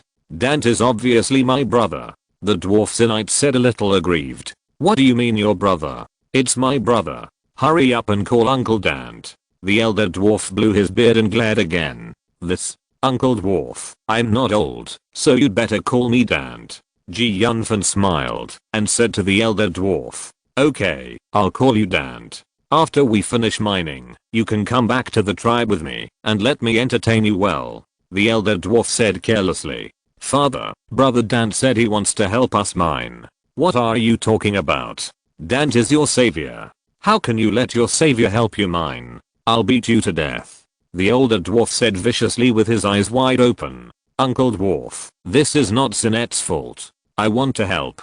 No, Dante. Do you know how dangerous mining is? What if you get hurt? The older dwarf shook his head like a rattle. Uncle Dwarf, listen to me. I'm a dark wizard. I can summon some undead creatures to help you mine. In this way, not only will I not encounter any danger, but it can also reduce the danger of the dwarves. Yunfan explained with a smile. Dark wizard? Yunfan did not explain anything. With a move of his mental power, ordinary skeleton warriors were summoned by him. Yunfan gave the order to the skeleton warriors to mine. Although these skeleton warriors moved very slowly and unfamiliarly, they still worked well. Very good. The older dwarf nodded and said, but this speed is really a bit slow, I'm afraid. It's indeed a bit slow to summon only one skeleton warrior. What if I can summon 100 or 80 at a time? Yunfan smiled slightly. This. Nodding, Yunfan said, make some space for you. I will continue to summon skeleton warriors. Following Yunfan's instructions, the dwarves in the innermost part retreated from there one after another. When there was no more dwarf inside, Yunfan had an idea in his mind, and more than a dozen skeleton warriors appeared in the passage one after another, directly blocking the entrance of the passage. As time passed, more and more skeleton warriors were summoned, and the entire cave was filled with skeleton warriors. With the 5th level advanced mental power, let alone summoning hundreds of skeleton warriors, even summoning tens of thousands of skeleton warriors would be absolutely no problem. If possible, I would like to lend your hammer to the skeleton warriors. If you're listening to this novel on a channel other than Fanfic World, it means they downloaded and uploaded it without effort. We cordially invite you to visit our channel, Mundo Fanfic Novelos. There you'll find the original version of this story and you can explore many other novels of various genres. We're waiting for you to immerse yourself in a world of incredible novels. Chapter 291 Rogue Mine. You can all rest assured that my brother will do the work. If anything goes wrong, I will beat you up. After hearing what Yunfan said, the dwarves hesitated for a moment, and under the persuasion of Zinat, they threw the tools for mining ore far away. Yunfan manipulated the ordinary skeleton warriors, letting them abandon their weapons, pick up the tools for mining, or on the ground, and slowly began to mine. Although the speed of each skeleton warrior was not fast, a group of skeleton warriors acting together would have a very impressive effect. A ghost spy was released by Yunfan. It turned out that this kind of magic was used to observe the enemy's situation.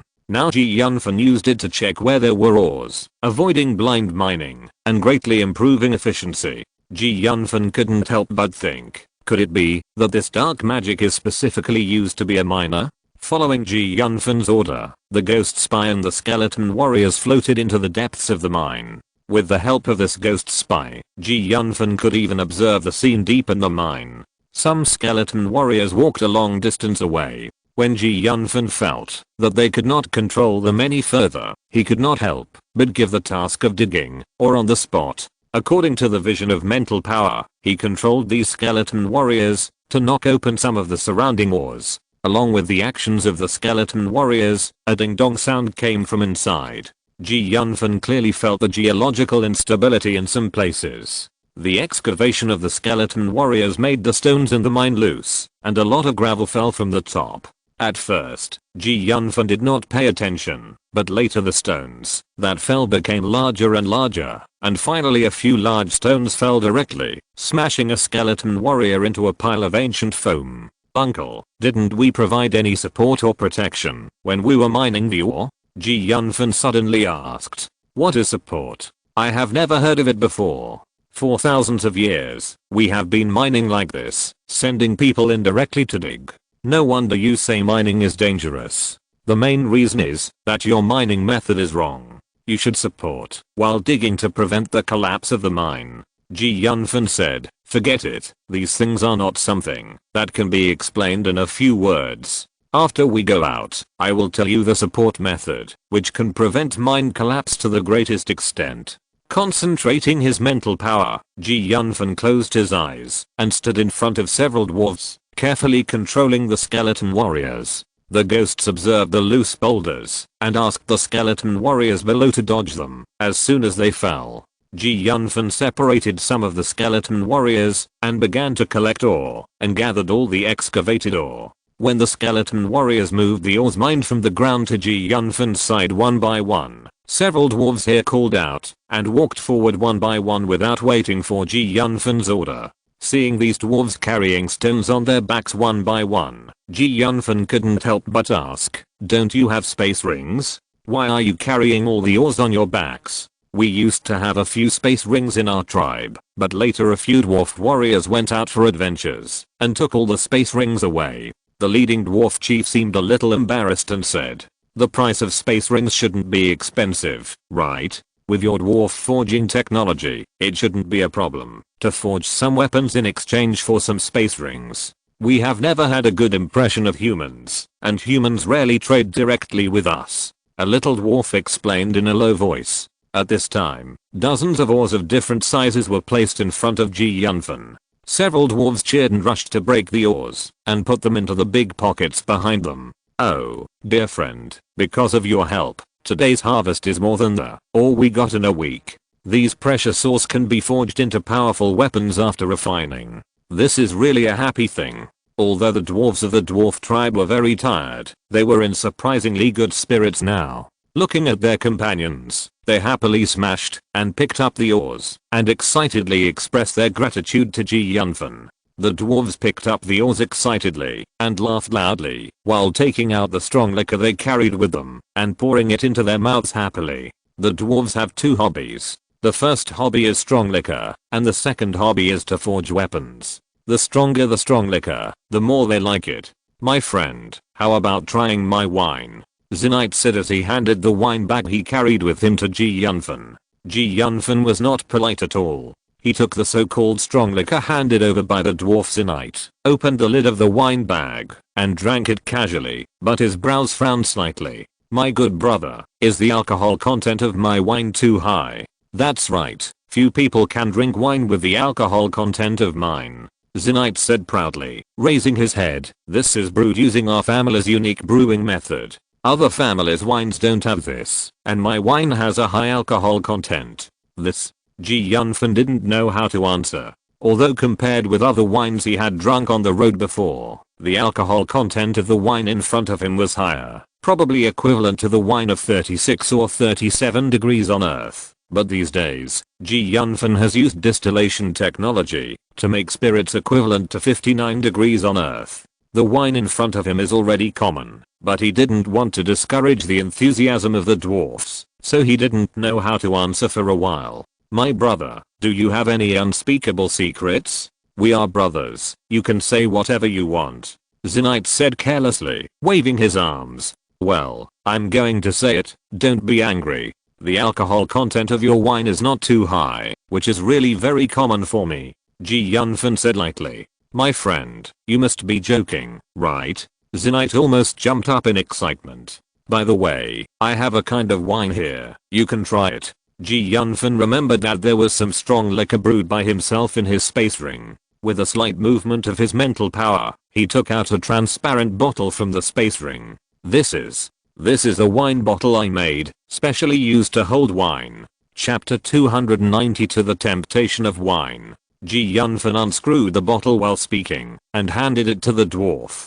Zinite put his nose to the mouth of the bottle, took a deep breath, and then exclaimed involuntarily, oh my god, just from the smell, this wine is even more delicious than my wine. God of the dwarves, this is incredible. You can try it again. Yunfan smiled and continued. My friend, can I really drink your wine? Zinite said with shining eyes. Of course, this wine is my gift to you. Yunfan smiled slightly. His fiefdom now has a winery. He can make as much wine as he wants, so he won't care too much. Zinite took a big sip of Yunfan's wine. Oh my god, I never thought there would be such a strong wine in the world. My friend, after drinking your wine, I never want to drink other wines again. What should I do? Zinite cried with a look of despair. What a pure wine smell. What are you holding in your hand, Zinite? A dwarf not far from Zinite took a deep breath and said with saliva. Samba, wipe your saliva quickly. You are really embarrassing us dwarves. Zinite complained unhappily. The dwarf named Samba wiped his mouth with his hand, looked at the bottle of wine in Zinite's hand with a fiery face, and seemed to have an urge to take action. Zinite, let's talk about it. Let me have a sip of the wine in your hand.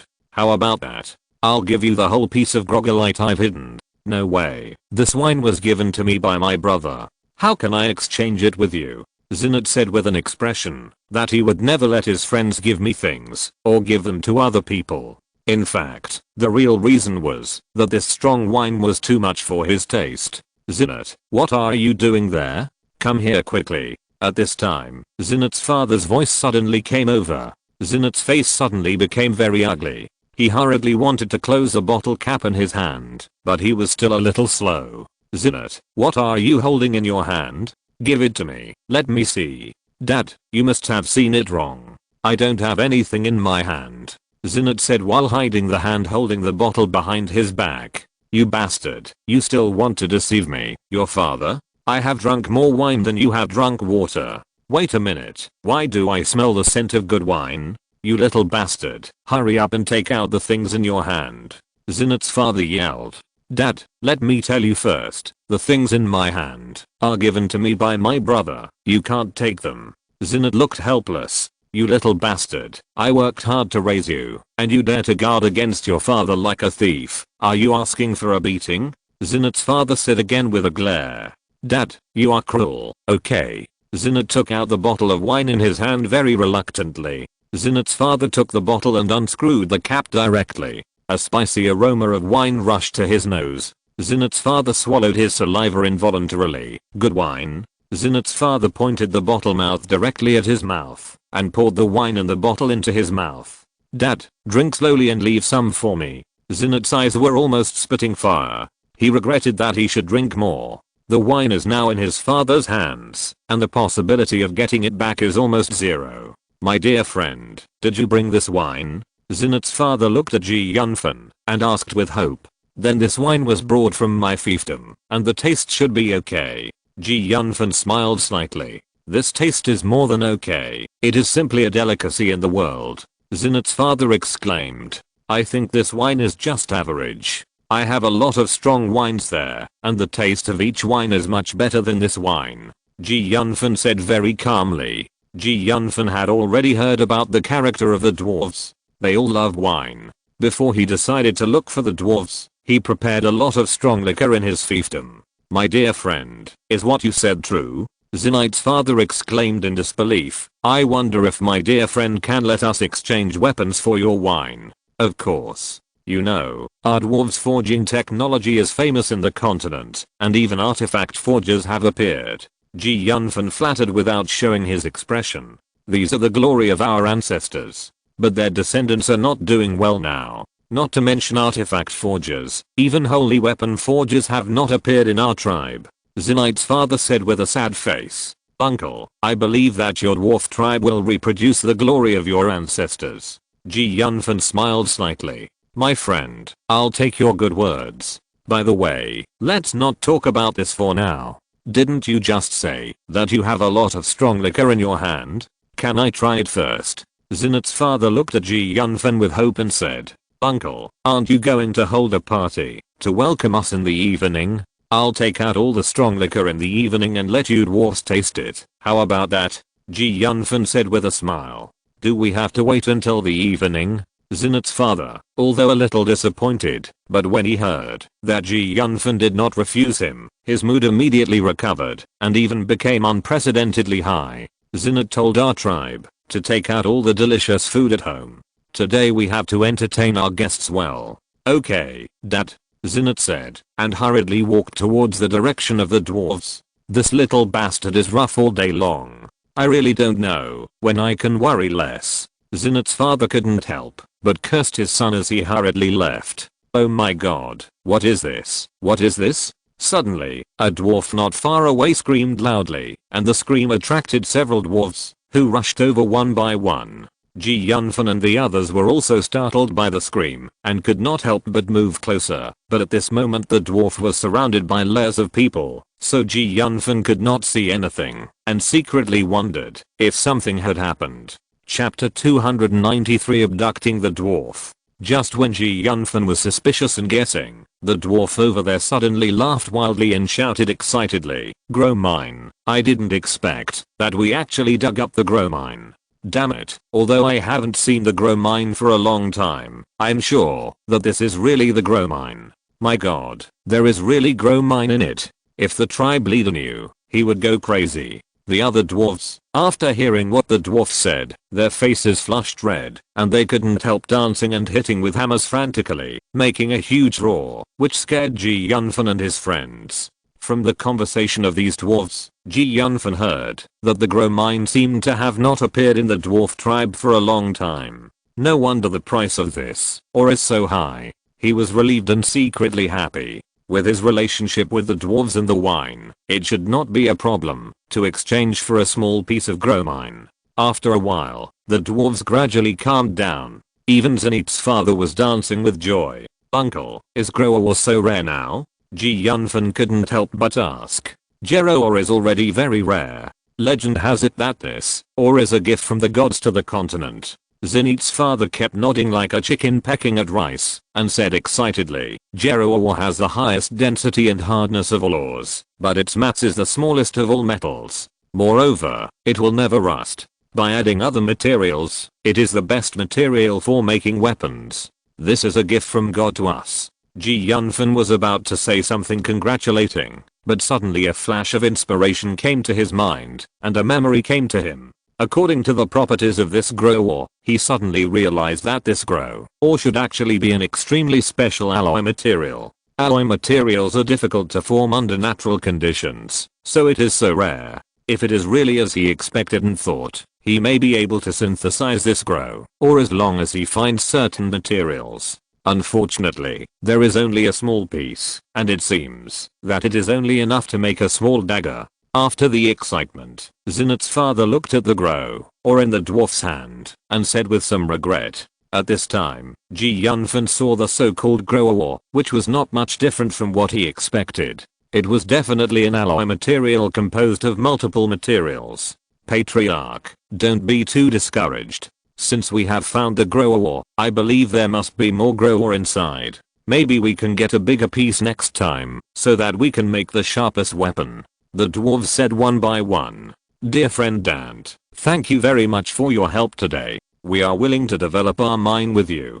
Can you continue to help us mine ore? Zenith's father looked at Yunfan with a face full of desire. Uncle, I'm very happy that you trust me so much. I'm happy to help you, but we have other things to do and can't stay here for too long. Yunfan was secretly happy and said humbly to Zenith's father, forget it, let my people dig little by little, even though it will waste some time. As night fell, the dwarf tribe was very lively, the bonfire illuminated the night sky, the whole world was immersed in a dazzling color, and the dwarves sang and danced. It was the first time for Yunfan and Avril to communicate with aliens like this. They experienced the customs that were different from those of the human race, and everything seemed very fresh. Yunfan also fulfilled his promise, and took out more than 50 bottles of liquor, and distributed them to the dwarves. The dwarves drank the liquor that Yunfan gave them, and beat their heads, and stamped their feet. For the first time, they felt that the wine they brewed was so hard to swallow. Damn it, after my friend drank your wine, I can no longer drink the wine I brewed. Tell us what to do. People surrounded Yunfan, and said with sad faces. Yunfan and his companions were not very interested in the food of the dwarves. Yunfan never thought that the human-faced spider he hunted during the day would be served on the table. Although the forging skills of these dwarves were very advanced, they were not good at trading with humans, so they still had not solved the problem of food and clothing. Yunfan was now thinking about how to trick this dwarf tribe into working for him in his fiefdom. Uncle, I see that your dwarves are living in a very tight situation now. Yunfan asked casually. My friend, you are right. We dwarves are not good at socializing, so we are very short of living resources. In a few days, I'm afraid even food will be in short supply. Zenith's father complained helplessly. Many merchants have come here before, but they are all vampires. They always want to deprive us dwarves. So later we stopped dealing with merchants. Didn't expect it to be like this. How about this, uncle, you take your people and go with me. After all, I'm also a baron with my own fiefdom. When you arrive at my fiefdom, I will make sure you have enough food and drink. You can eat meat and drink strong liquor for every meal. Yunfan said, and I will ask people to provide you with enough ore so that you can forge weapons happily. And I promise that in my town, whether it is humans or other races, their identities are equal. My dear friend, is what you said true? Is everyone really equal in your city? Even we dwarves can live equally with humans? Zenith's father said with some disbelief. Humans have always looked down on dwarves and orcs. In their view, these races are all subhuman races. Among all human cities, no city recognizes the rights of subhuman races. Of course, what I promised is true. No matter which race a member is, as long as they do not violate the laws of my city, they can live equally. If anyone dares to bully you, my palace soldiers will definitely do justice for you. Yunfan said solemnly. After a night of communication, many dwarves have been tempted. They are all waiting for the decision of their chief. In fact, dwarves have always longed for human life, longing to have enough food, longing to be accompanied by good wine every day. But on this continent, all of this is a luxury. The racial barriers and human discrimination make them daunted. Chapter 294, Divine Sword Daoluo. But now Ji Yunfan's words have ignited the hope in their hearts. Since he planned to find the dwarf, Ji Yunfan couldn't help but have other thoughts. As one of the few blacksmiths on the continent, he has unparalleled ability in forging. It is definitely worthwhile to use him for his own use.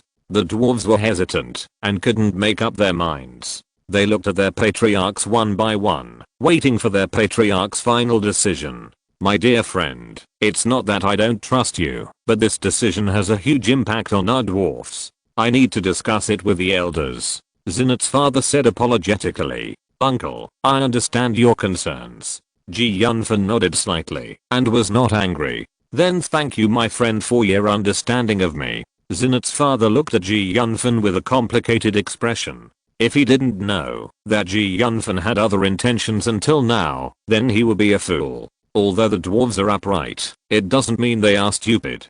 Dad, such a good thing. Why don't you agree to brother Dante? Zinat shouted after taking a sip of strong liquor. Zinit's father also took a big sip of strong liquor. Early the next morning, Zinit's father came to the door of Ji Yunfan's resting house. Uncle, you came to see me so early. What's the matter? Ji Yunfan asked softly. My friend, I have discussed with the elders of the tribe about what you mentioned to me yesterday. They all agreed that we can let some of the tribesmen go to your place to try it first. If it is really as good as you said, we will move there. Zinit's father said solemnly. This should be a very good decision.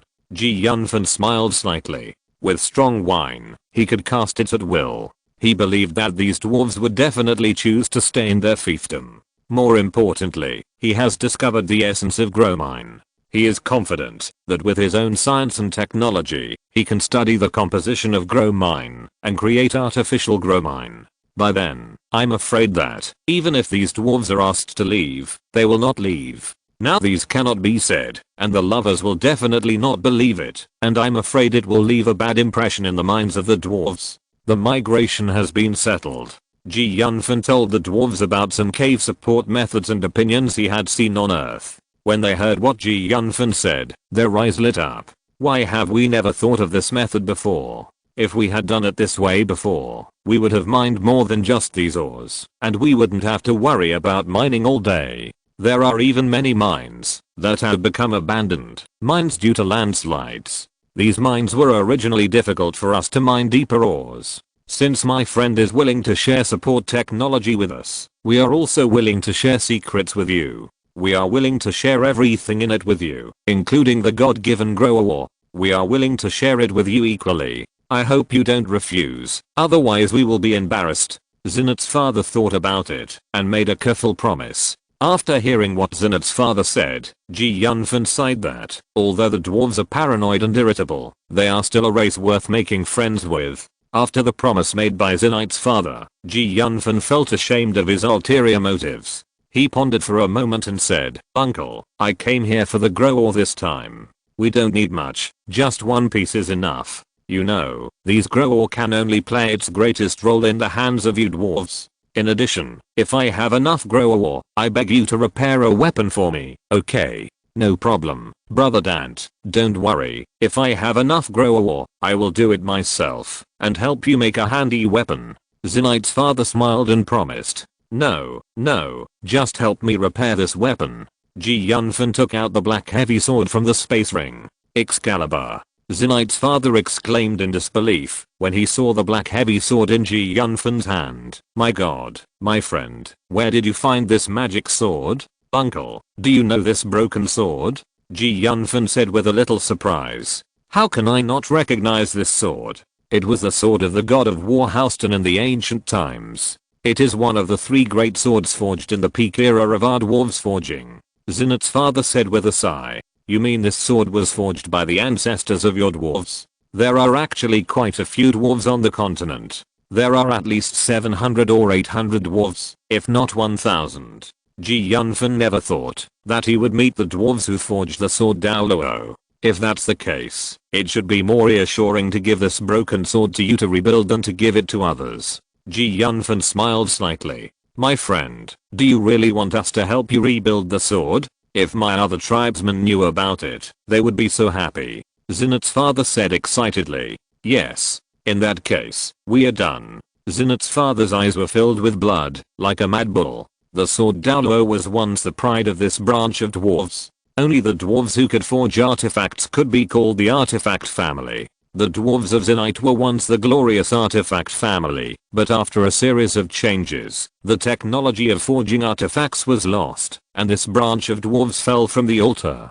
People often say that the higher you stand, the harder you fall. When they were still the glorious artifact family, other dwarves were not taken seriously by them, so the relationship between this branch of dwarves and other dwarves was not very harmonious. When the other dwarves of Zenite and his dwarves declined, although they did not add insult to injury, they all watched coldly. The loss of the glory of the past made this branch of dwarves realize that they were no different from other dwarves.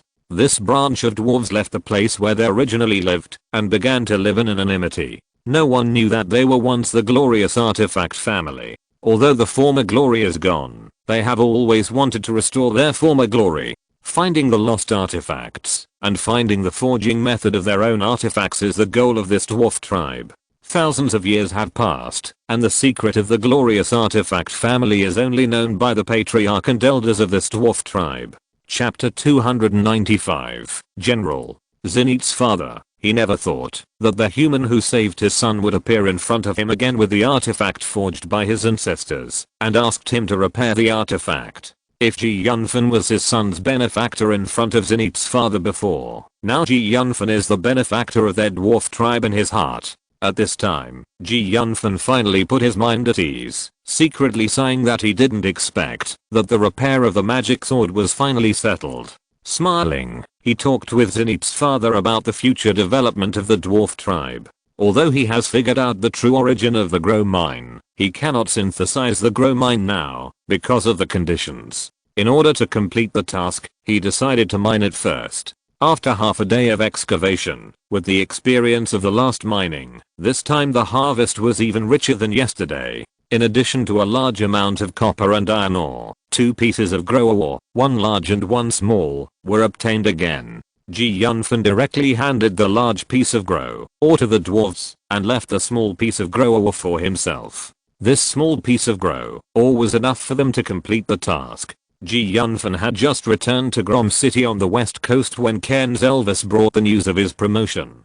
Ji Yunfan was officially conferred the title of Viscount. Rudolph also privately reported Ji Yunfan's appointment on the other side. He was officially appointed as the captain of the 10th squad. Although it seemed like a step up, he was the only one in the 10th squad. This made Ji Yunfan couldn't help complaining for a long time. The only benefit was that he could get more salary, but Ji Yunfan didn't care about the money now. What Ji Yunfan didn't expect was that he was actually appointed as a general in the Western Legion. After Ji Yunfan and his men handed over the mercenary mission, Avril and the others decided to stay in Grom City on the west coast for a while and have a good time.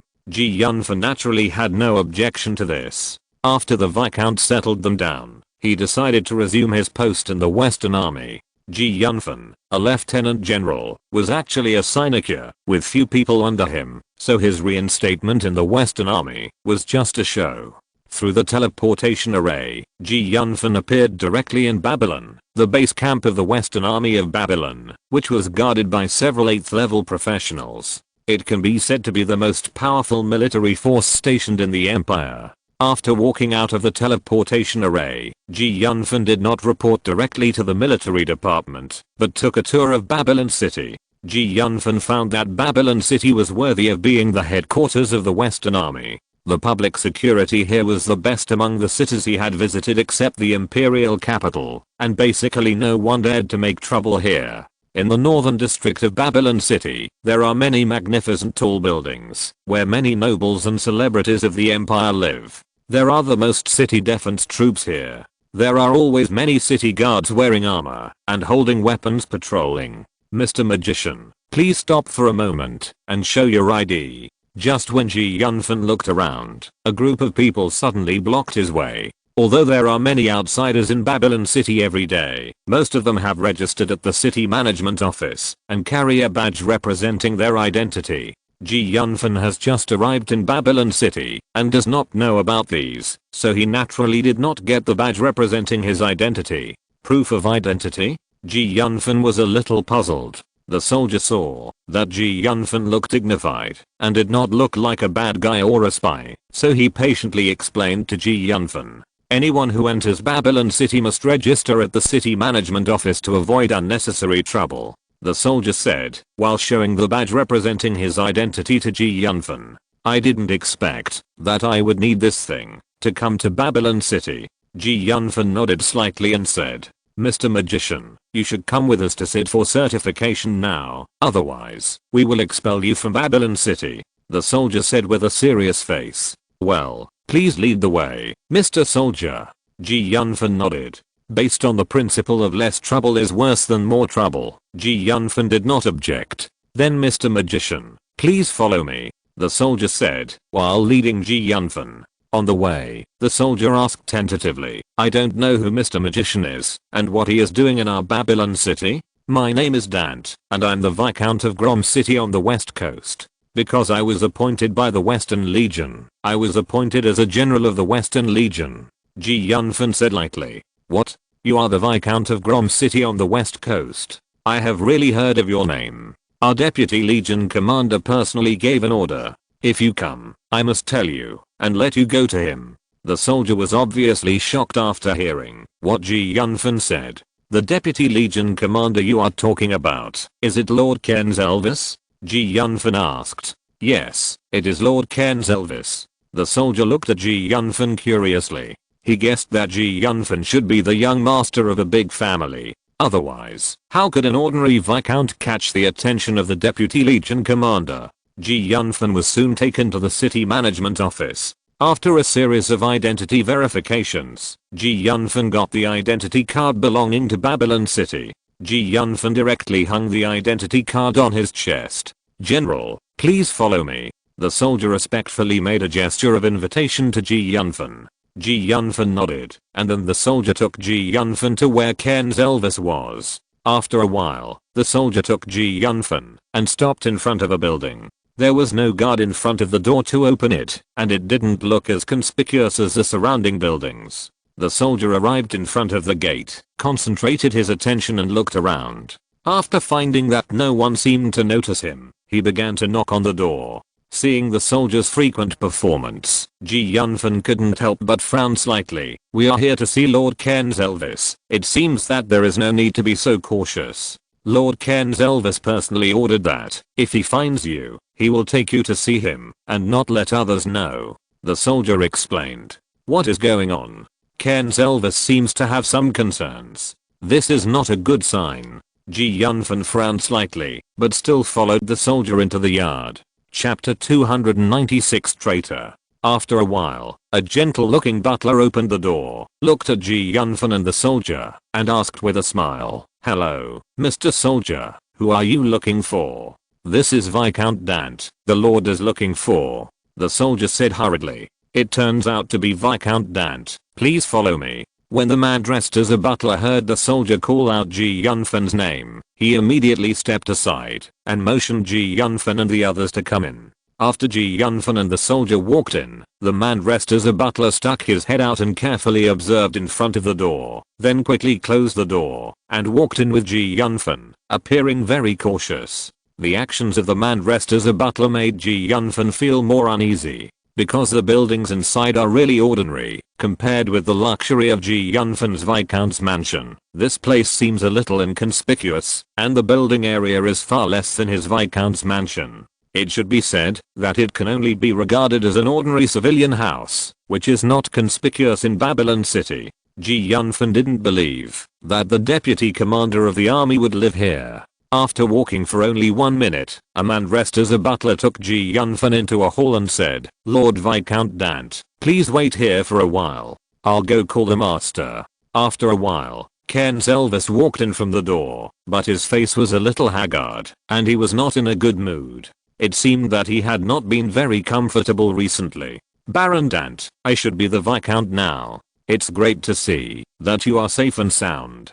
Cairns Elvis seemed very happy to see Yunfan coming. I really didn't expect that His Majesty would appoint you as a general to serve in the Western Army. Lord Cairns Elvis, why do I feel from your tone that you are very surprised to find that I have returned safely? You secretly called me here. It shouldn't be just to reminisce about the past. Yunfan's face was not very happy. He always felt that something was going to happen to him, and he was afraid that his life would be taken away if something went wrong. I'm also very happy to see that you are okay. A lot of things happened after you left with the princess last time. I invited you here because I have something to tell you. You already know about Hubbard Anderson, so I don't need to say more. I have been assassinated many times in the past period of time.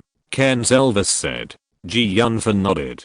During the assassination process a few days ago, I discovered a very serious thing. There may be a spy from the Ouroboros Empire in the Western Legion, and the position of the spy is not low. Cairns Elvis took a deep breath and said, "Does this matter have anything to do with me?" Yunfan said expressionlessly. "Some time ago, His Majesty ordered me to cooperate with you and find out the high-level spy." Cairns Elvis said, "And His Majesty asked me to tell you that Hubbard Anderson has regarded you as a thorn in his flesh." Last time, under Yunfan's intervention, Cairns Elvis, who was already trapped in a jar, actually escaped, and Hubbard Anderson pushed the responsibility onto Yunfan. Hubbard Anderson held a grudge against this. According to Cairns Elvis, Hubbard Anderson was originally planning to assassinate Yunfan, but he and the princess went on a mission some time ago and disappeared, leaving him no chance to take advantage of. This time he came to remind Yunfan to be careful. Cairns Elvis was so secretive and cautious because he was afraid of attracting the attention of the spy. What the hell is this? He just discovered them by accident, and they are endlessly bothering him. To be honest, he really doesn't want to get involved in this matter anymore. His Majesty really thinks highly of him. It is easy to dodge an open spear, but it is difficult to guard against an arrow from the dark. Who knows where the spy is? Now he is like a target erected. This feeling makes him very unhappy. It seems that I have to do this. Yunfan shook his head helplessly and said, "By the way, is there any certain speculation about the traitor? I don't want to be unprepared. To be honest, I'm not sure, because the object of my suspicion this time, the first subconscious I have, is that he is definitely not a traitor."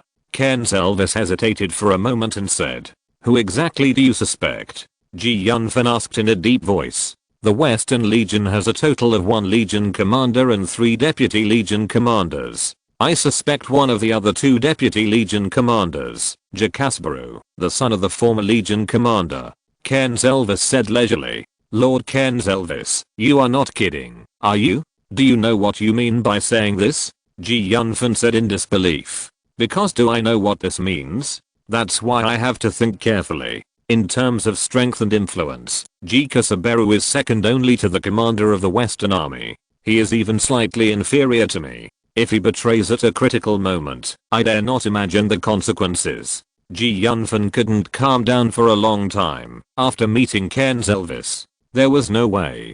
Cairns Elvis' words today shocked him too much. He couldn't imagine that a traitor had become the deputy commander and the second in command after the commander of the Western Army. If the commander of the Western Army had any bad luck, if the power of the Western Army was handed over to him, I'm afraid the entire empire would be in danger. Yunfan weighed the pros and cons and finally decided to be more public. Only in this way could he force the traitor to take action faster. Once the traitor was caught, his own safety would be guaranteed. Deep in the Western Army camp, a man in a black cloak stood in front of a middle-aged man in golden armor and said, "That kid named Dante has come to your Western Legion. I hope you can kill him yourself." The middle-aged man in golden armor raised his mouth slightly and said, "He is just a small Viscount General. Why are you mobilizing so many troops?" "That's because you don't know how strange this guy is. If it weren't for this guy, Cairns Elvis would have gone to meet the god of death long ago." The guy in the black cloak said in a cold tone, "In that case, let me send him to death myself. That thing must not fail." The middle-aged man in golden armor said expressionlessly. Chapter 297 Passionate Youth. "In that case, I'll wait for your good news." The guy in the black cloak responded. If Yunfan and Cairns Elvis were here, they would definitely find that the guy in the black cloak was Hubbard Anderson. When Yunfan came out of the house, he was completely different from when he first came to Babylon City. He held his head high and spoke as if he was the boss, as if he was afraid that others didn't know he was here. Cairns Elvis looked at Yunfan and couldn't help but have some integrity. Brother, I asked you to attract firepower, but I didn't ask you to pretend like this. Yunfan's performance made many people look at him, a little puzzled, and guessed what Yunfan's identity was. However, the more this happened, the more some people dared not act rashly. In the following days, Yunfan went to the military headquarters every day to report for duty, and ate, drank and had fun in Babylon City. Soon the whole Babylon City knew that their Western Corps had a general who was eating, drinking and having fun. This was the first time in the history of the world. I didn't expect this guy to do such a thing the first time he came here. My plan to get rid of him secretly failed. It seems that I have to use some tricks to get him out of Babylon City. A man in black stood in a corner of Babylon City, watching Yunfan's every move, and said to himself, is this guy really a fool, or is he pretending to be a fool? I think the latter is more likely, otherwise, how could he let Hubbard Anderson suffer? You are the new lieutenant named Dante. I have been paying attention to you for a long time. You dare to mess around in Babylon City every day. I will challenge you today. A 16 or 17-year-old hot-blooded boy stared at Yunfan and said, who are you? Yunfan picked his ears and said casually, my father is Picasso. The hot-blooded boy shouted loudly, I have never heard of Picasso. Yunfan said lazily, you bastard, you actually said you have never heard of my father's name. My father is the vanguard general of our Western Legion. How dare you insult my father like this? I want to fight you in a duel. I must fight you in a duel. The young man with blood and vigor almost spit fire from his eyes, as if Yunfan had committed some unforgivable sin. Yunfan shook his head slightly. He thought he should be able to catch a big fish, but he didn't expect a passionate young man to come. You. The passionate young man looked at Yunfan's indifference to him, and was very annoyed. Babylon City does not allow casual attacks. How about we go outside the city? Yunfan said with a smile. You coward. You actually agreed to fight me in a duel? The passionate young man wanted to say something else, but he didn't expect Yunfan to not play by the rules. He actually agreed to him directly and wanted to set the duel outside the city. He didn't think Yunfan had any real ability. He thought that the reason why Yunfan set the duel outside the city was because he didn't want people in the city to see him being beaten. How could this passionate young man know that Yunfan just wanted to take this opportunity to create an opportunity for the traitor to take action? Yunfan silently gave a thumbs up to this passionate young man in his heart. The fact that someone challenged Yunfan was soon noticed by someone with ulterior motives. I was originally thinking about how to get rid of this guy. Now it saves us the trouble. When Yunfan and the passionate young man arrived outside the city of Babylon. At that time, the passionate young man raised his head and said to Yunfan arrogantly, you ask me to fight you outside the city. Isn't it because you are afraid of being seen by everyone in the city?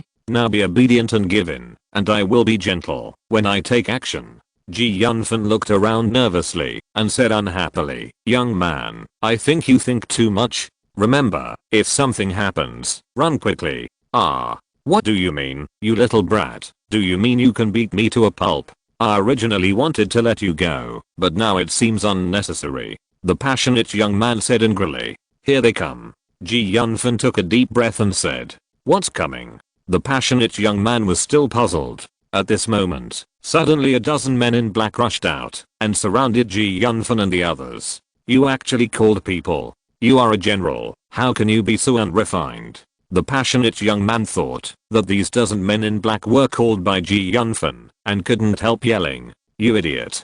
Yunfan couldn't help but curse inwardly. This kid still can't see the situation clearly. Isn't he too stupid? You dare to call me an idiot? I must make you look good. If you are not an idiot, what are you? Haven't you seen the current situation clearly yet? Are these men in black not sent by you? The passionate young man was slightly stunned for a moment and quickly reacted. He quickly took out the long sword from his space ring and looked at the black-clad people around him with a vigilant face. Who are you? You dare to come to Babylon City to make trouble? It seems that you don't want to live. The passionate young man threatened. Are you from the Assassin Association? Yunfan saw the clothes of these people and thought of the assassination in the academy. The people who assassinated him were dressed very similarly to these black-clad men, so he asked very calmly, Viscount Dante, you really have some vision. You can recognize the identity of our brothers. The leading black-clad assassin praised slightly. It's not because I have vision, but a few months ago, I was assassinated by your Assassin Association. You came to assassinate me so blatantly. Aren't you afraid of any problems? Yunfan said in a cold tone. Afraid? Of course I'm afraid. If it weren't for fear, we would have taken action long ago. Why wait until you leave Babylon City to take action? The black-clad assassin replied. What level of assassins are you? Bronze, silver, or even a higher level of gold? Yunfan asked. Since the last assassination, Yunfan has learned a little about the Assassin Association. The level of assassins is generally related to their own strength. Levels 1 to 3 are the lowest bronze level killers, levels 4 to 5 are the second tier silver level killers, and those above level 6 are called gold level killers, level 7 is platinum, and level 8 is diamond. It is said that the president of the Killer Association is a level 9 saint level killer, who is called the king level by them. Since Viscount Dante asked, it doesn't hurt for me to tell you. If you're listening to this novel on a channel other than Fanfic World, it means they downloaded and uploaded it without effort. We cordially invite you to visit our channel, Mundo Fanfic Novelos. There you'll find the original version of this story and you can explore many other novels of various genres. We're waiting for you to immerse yourself in a world of incredible novels. Chapter 298 The Killer Attacks. 5 of the 10 of us are gold level, and 5 are silver level. It's an honor to die at the hands of our gold level killers, right? I've killed several bronze level and silver level killers, but I don't know if the Killer Association will feel bad for killing 5 of you gold level killers. Yunfan smiled slightly and seemed very calm, as if he was talking about a trivial matter. Haha, this is the first time I've seen someone so arrogant. Even a 7th or 8th level warrior would be very careful when they are being hunted by our Killer Association. You really don't know what you're talking about. The killer of the Killer Association laughed angrily. You're still a killer of the association. You're not professional at all. Aren't killers supposed to hide in the dark? How can you be so careless as you to attack the target in broad daylight? Bad review. Yunfan curled his lips, looking very disdainful. Boss, we are surrounded by killers now, and you're still in the mood to talk and laugh with them. At this moment, even the hot-blooded young man who disliked Yunfan couldn't help but complain. Young man, I'm not talking and laughing with them now. Yunfan said seriously. Then what are you doing now? I'm just stating a fact now. I really doubt how these killers survived until now. Yunfan said lightly. Good boy, facing our assassination, you actually talked and laughed. You are really a character. The people of the Killer Association couldn't help but admire. Brothers, you are here to find Viscount Dante, and you have nothing to do with me. Why don't you let me go? The passionate young man said to the people of the Killer Association with a flattering face. I originally thought I met someone big, but I didn't expect to meet a coward. Speaking of which, we should thank you. If you hadn't challenged him, we wouldn't have had this opportunity to kill him. But if we let you go, it would bring us a lot of trouble, so I'm sorry. The killer of the Killer Association said coldly. You are really bullying. You really think I'm afraid of you? I just don't want to commit too many murders. The passionate young man said viciously. Even Yunfan couldn't help but secretly wonder at this moment, where on earth did this weirdo come from? Don't talk nonsense with them. We have wasted a lot of time, and we should get rid of them quickly. The leader of the 10-man killer team ordered directly. After hearing the leader's order, the other 9 black-clothed killers directly attacked Yunfan and the passionate young man. What Yunfan didn't expect the most was that the passionate young man was actually quite strong. Facing the killer's attack, he showed unprecedented stability. Yunfan could conclude that only those who had experienced a lot of life and death battles could have such performance now. Killer bastards, let your grandfather see how powerful you are.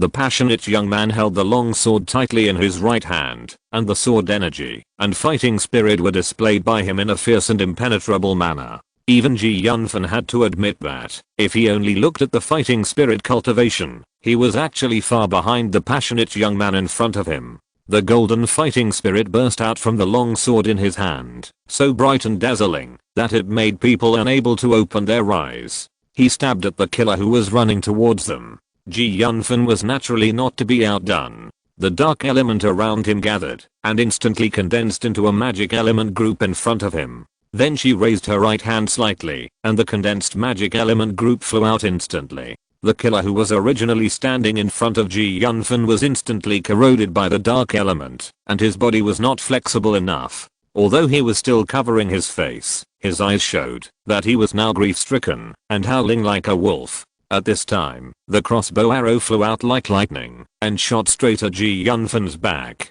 Yunfan, who was highly alert, noticed the danger behind him and reacted directly. The shadow dagger appeared in his hand. He raised his hand suddenly, and a green light bloomed. Then he suddenly turned around and swung it, smashing the crossbow arrow. Although the crossbow arrows were shattered, Yunfan did not relax his vigilance. Instead, he became more alert. I didn't expect that there were other killers besides the 10 of you. Viscount Dante, didn't you also say that? As a killer, you should be good at hiding yourself. The leading killer said proudly instead of being ashamed. I'm very curious now. Who is going to kill me? And what is the price of killing me? Dead man. Why do you need to know so much? While speaking, several crossbow arrows flew towards Yunfan's forehead. Yunfan's mental power moved, and a black barrier suddenly appeared. The black barrier as black as ink appeared out of thin air and covered his head. After the crossbow arrows touched the black barrier, they first stopped in midair and then corroded little by little, turning into a pool of golden water, flowing to the ground. The appearance of the dark barrier bought Yunfan a few seconds. Yunfan leaned forward like a cheetah and instantly came to the side of the assassin who shot an arrow in his back. The shadow dagger in his hand, like a clever elf, burst into a green light in the air. The assassin never expected that Yunfan would react so quickly. It was too late to escape. He looked at the shadow dagger stuck in his chest in disbelief, feeling the loss of vitality in horror. Although he had expected that he would die sooner or later, he did not expect that this day would come so early. In a flash, the other shadow assassins rushed towards the two of them like cheetahs at the same time. They originally planned to get rid of Yunfan first, but found that Yunfan's strength seemed to exceed their imagination, so they decided to get rid of the hot-blooded boy who seemed easy to deal with first. The assassins first shot another arrow with the crossbow in their hands, and then threw the crossbow aside. When Yunfan smashed the crossbow arrow, the assassins had already rushed to the side of the passionate young man, and the daggers in their hands had already stabbed him in the face. Puff a mouthful of blood spit out, and the passionate young man was rushed into the body by the assassin's fierce fighting spirit. Although he was restrained by the fighting spirit, he was still unable to resist it completely. He immediately staggered back a few steps. Your target is him. Why do you only want to be so cruel to me? Do you really think we don't know that you are acting? Chapter 299 Chaos. Acting? Brother assassins, you must have made a mistake. We are enemies with this guy. The young man seemed to want to explain something. Since he is an enemy, I will give you a chance. How about you kill him now? The assassins said, while moving their hands. Brothers, you have also seen that I'm no match for this guy. You ask me to kill him. Isn't this asking me to die? Dark fire lotus blooms. The assassin in front of him stabbed with a sword, and Yunfan immediately flew back violently. He wanted to stab Yunfan frantically, but suddenly found that the dagger in his hand was scalding red. The skin of his right hand holding the sword was burning and painful. He was shocked and threw the dagger immediately. This dark fire lotus blooms is actually a fusion magic of dark element and fire element. Viscount Dante is really well hidden. At the moment when the two just fought, Yunfan suddenly felt a slight fluctuation of mental power. The fluctuation was fleeting. If Yunfan's mental power had not reached the level of subtlety, it would be impossible to capture this slight fluctuation of mental power. Someone is spying on me. Yunfan was shocked involuntarily. Ji Yunfan suddenly had an idea and released the shadow demon that he had signed a contract with some time ago. Shadow demons are more hidden than simple test magic, but few people on the current continent know of their existence. No one noticed that a black shadow flew out from under Ji Yunfan's feet and went in one direction. With the help of the shadow demon, Ji Yunfan imprinted all the surrounding situations in his mind, and soon he found the person who was spying. Although the man was also wearing a black robe, he was completely different from these killers. It was obvious that they were not in the same group with the killers. Although Ji Yunfan had discovered the existence of that person, he did not intend to alarm the snake. Instead, he let the shadow demon lurk beside the man. He was ready to follow the clues. Retreat. At this moment, the leading killer's face changed and shouted, because he noticed that a group of people were already rushing towards them. Judging from the clothes of that group of people, they should be the guards of the Western Legion. These assassins glared at Ji Yunfan fiercely and then looked at the army coming from afar. They knew that they had lost the best opportunity to assassinate Ji Yunfan. Staying here would only increase casualties. You wanted to kill me at first, but now you want to leave so easily? You don't take me seriously, do you? At this time, Ji Yunfan had already felt the arrival of the team and naturally didn't want these assassins to leave so easily. Ji Yunfan and the other two knew that they must contain these assassins, otherwise, when these assassins left here, there would be no chance. With a thought, more than 50 skeleton warriors suddenly appeared in the crowd of assassins. The sudden appearance of the skeleton warriors made these assassins a little overwhelmed for a while. Suddenly, something unexpected happened. Ji Yunfan's skeleton warriors were more powerful than they imagined. They beat the master chef to death with random punches. 4 silver level assassins were directly injured by these skeleton warriors. It was basically impossible to escape. What Ji Yunfan didn't expect was that the direction of the skeleton warriors' attack was surprisingly tricky. He chopped directly at the legs of the other gold level killers.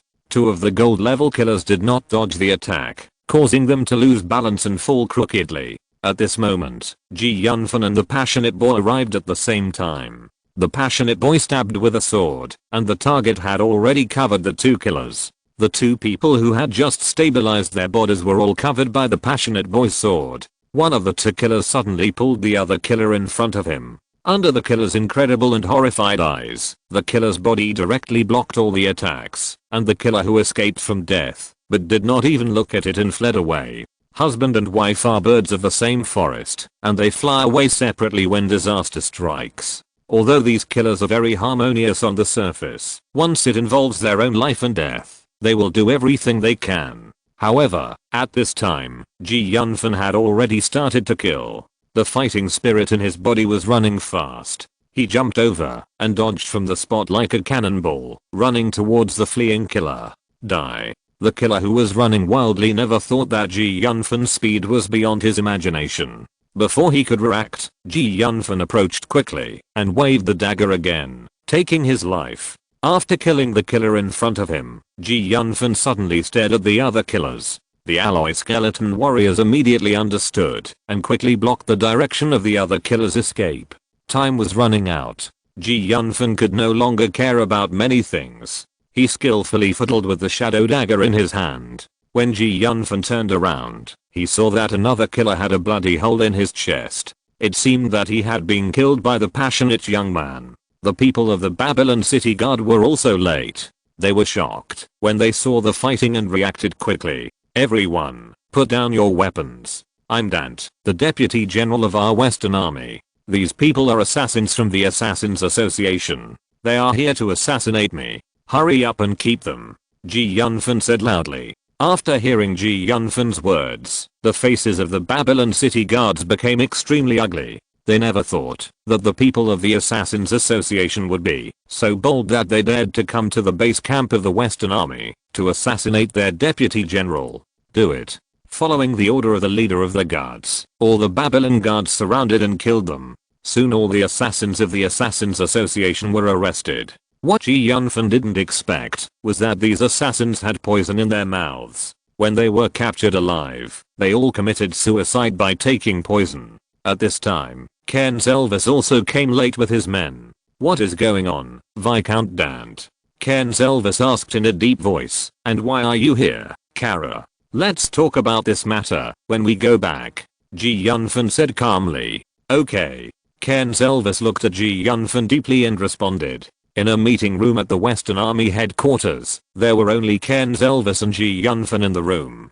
Ken's Elvis asked solemnly, now there is no one else. Can you speak? Chapter 300 passage. Isn't it because I want to lure out the guy hiding in the depths? You should know what I have done these days, Ji Yunfan said. Ken's Elvis nodded slightly. I have been in Babylon City all the time. It is estimated that it is impossible to lure out that person. I happened to meet that passionate young man named Kara, who didn't like me, so I decided to use his trick against him. I think you already know what happened later. Why didn't you tell me in advance? This matter is just a temporary thing, and I'm not sure that I can lure out the killer. The people in the Killer Association are really becoming more and more lawless. They dare to kill people outside the city of Babylon.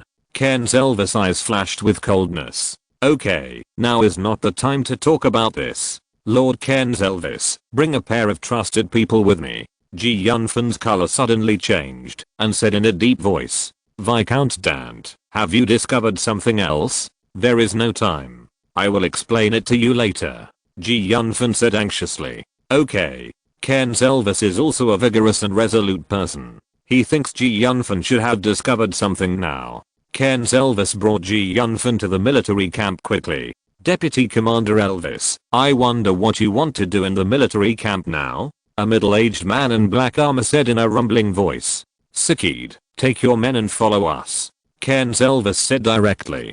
But, I will be responsible for anything that happens. Okay, Deputy Commander. Don't mess it up, or I will be in trouble. Ken's Elvis took a deep breath and said to Ji Yunfan. Elvis, just put your heart at ease. Who knows, we may catch a big fish this time. Ji Yunfan smiled mysteriously. You are always so mysterious. Ji Yunfan quickly brought a pair of men to an old courtyard in Babylon City. It seemed that the courtyard had been abandoned for a long time and was overgrown with weeds. You asked me to bring so many people here. Are you here to clean up the yard for you? Ken's Elvis asked puzzledly. Lord Elvis, you will be surprised here in a while, Ji Yunfan said mysteriously. Deputy Corps Commander, hasn't this place been abandoned for more than 20 years? Psych said, looking around. Tell your people to surround the entire yard, Ji Yunfan suddenly said to Psyched. Deputy Corps Commander, this? Psych didn't know Ji Yunfan's identity and asked hesitantly. Follow the orders of Viscount Dante. Ken's Elvis also wanted to see what Ji Yunfan was up to. Everyone listened to orders. Surround this abandoned yard. In a very hidden basement, several men in black were sitting at a table, discussing something. It seems that the plan to assassinate Dante has failed. This kid's strength is very strange. I'm afraid the information we got before is not accurate. No matter what, this kid must die. After hearing their conversation through the shadow demon, Ji Yunfan couldn't help but feel depressed. What kind of hatred did he have with these men in black? Even now, they are still thinking about how to kill him. At this time, one of the men in black seemed to feel something and couldn't help but look around with vigilance, as if looking for something. Master Hubbard Anderson, is there something wrong? I vaguely feel that someone seems to be spying on us. Master Hubbard Anderson, I think you must be overthinking. Who would notice this abandoned house? A man in black shook his head in disapproval. You are right. Who would pay attention to this abandoned house for no reason? But before Hubbard Anderson finished speaking, they heard the sound of a ringing bell. Hearing the sound of the bell, the faces of the people in black changed drastically. This was what they had agreed to do. If this place was discovered, they would use the bell to pass the message to tell others that this place was no longer safe. Not good, they had discovered it. At the same time, Ji Yunfan's face also changed slightly, and Ji Yunfan could not help but speed up. What happened? Ken's Elvis saw Ji Yunfan's anxious face and asked. Ji Yunfan did not speak, and led everyone to a shabby room. He directly moved the bookshelf not far from him slightly backwards, and finally a passage appeared in everyone's eyes. Ken's Elvis and others all changed their faces after seeing this passage. They never thought that there was such a passage under this abandoned house. Judging from the internal situation of the passage was not abandoned. Damn, there is such a passage under our noses. Cairns Elvis said with a change of color. Lord Elvis, now is not the time to talk about this. They should have discovered our arrival, so you must follow me closely. There are many traps below, Ji Yunfan said bluntly.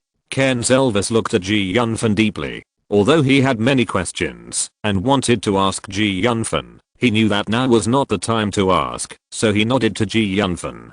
Ji Yunfan took out his shadow dagger from his space ring and carefully led everyone into the passage. There were indeed many traps in the passage. Fortunately, Ji Yunfan's shadow demon recorded all the situations in the passage when he was following the Black Shadow Man. Several soldiers did not pay too much attention to Ji Yunfan's words at the beginning, but they suffered a lot soon after. If it were not for Ji Yunfan and Cairns Elvis, those traps would almost take their lives. These soldiers became extremely alert, fearing that they would be tricked by others if they were not careful.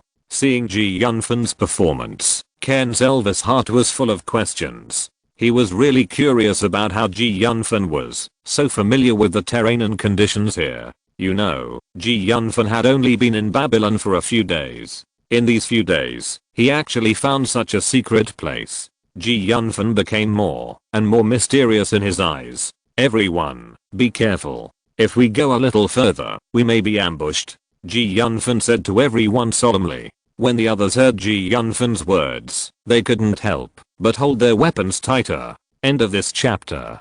Thank you very much for reaching the end. Don't forget to like. Looking for more exclusive content and immediate access? Subscribe to our Patreon. Remember, every like, subscription, or donation encourages us to continue. Thanks to everyone. See you in the next video.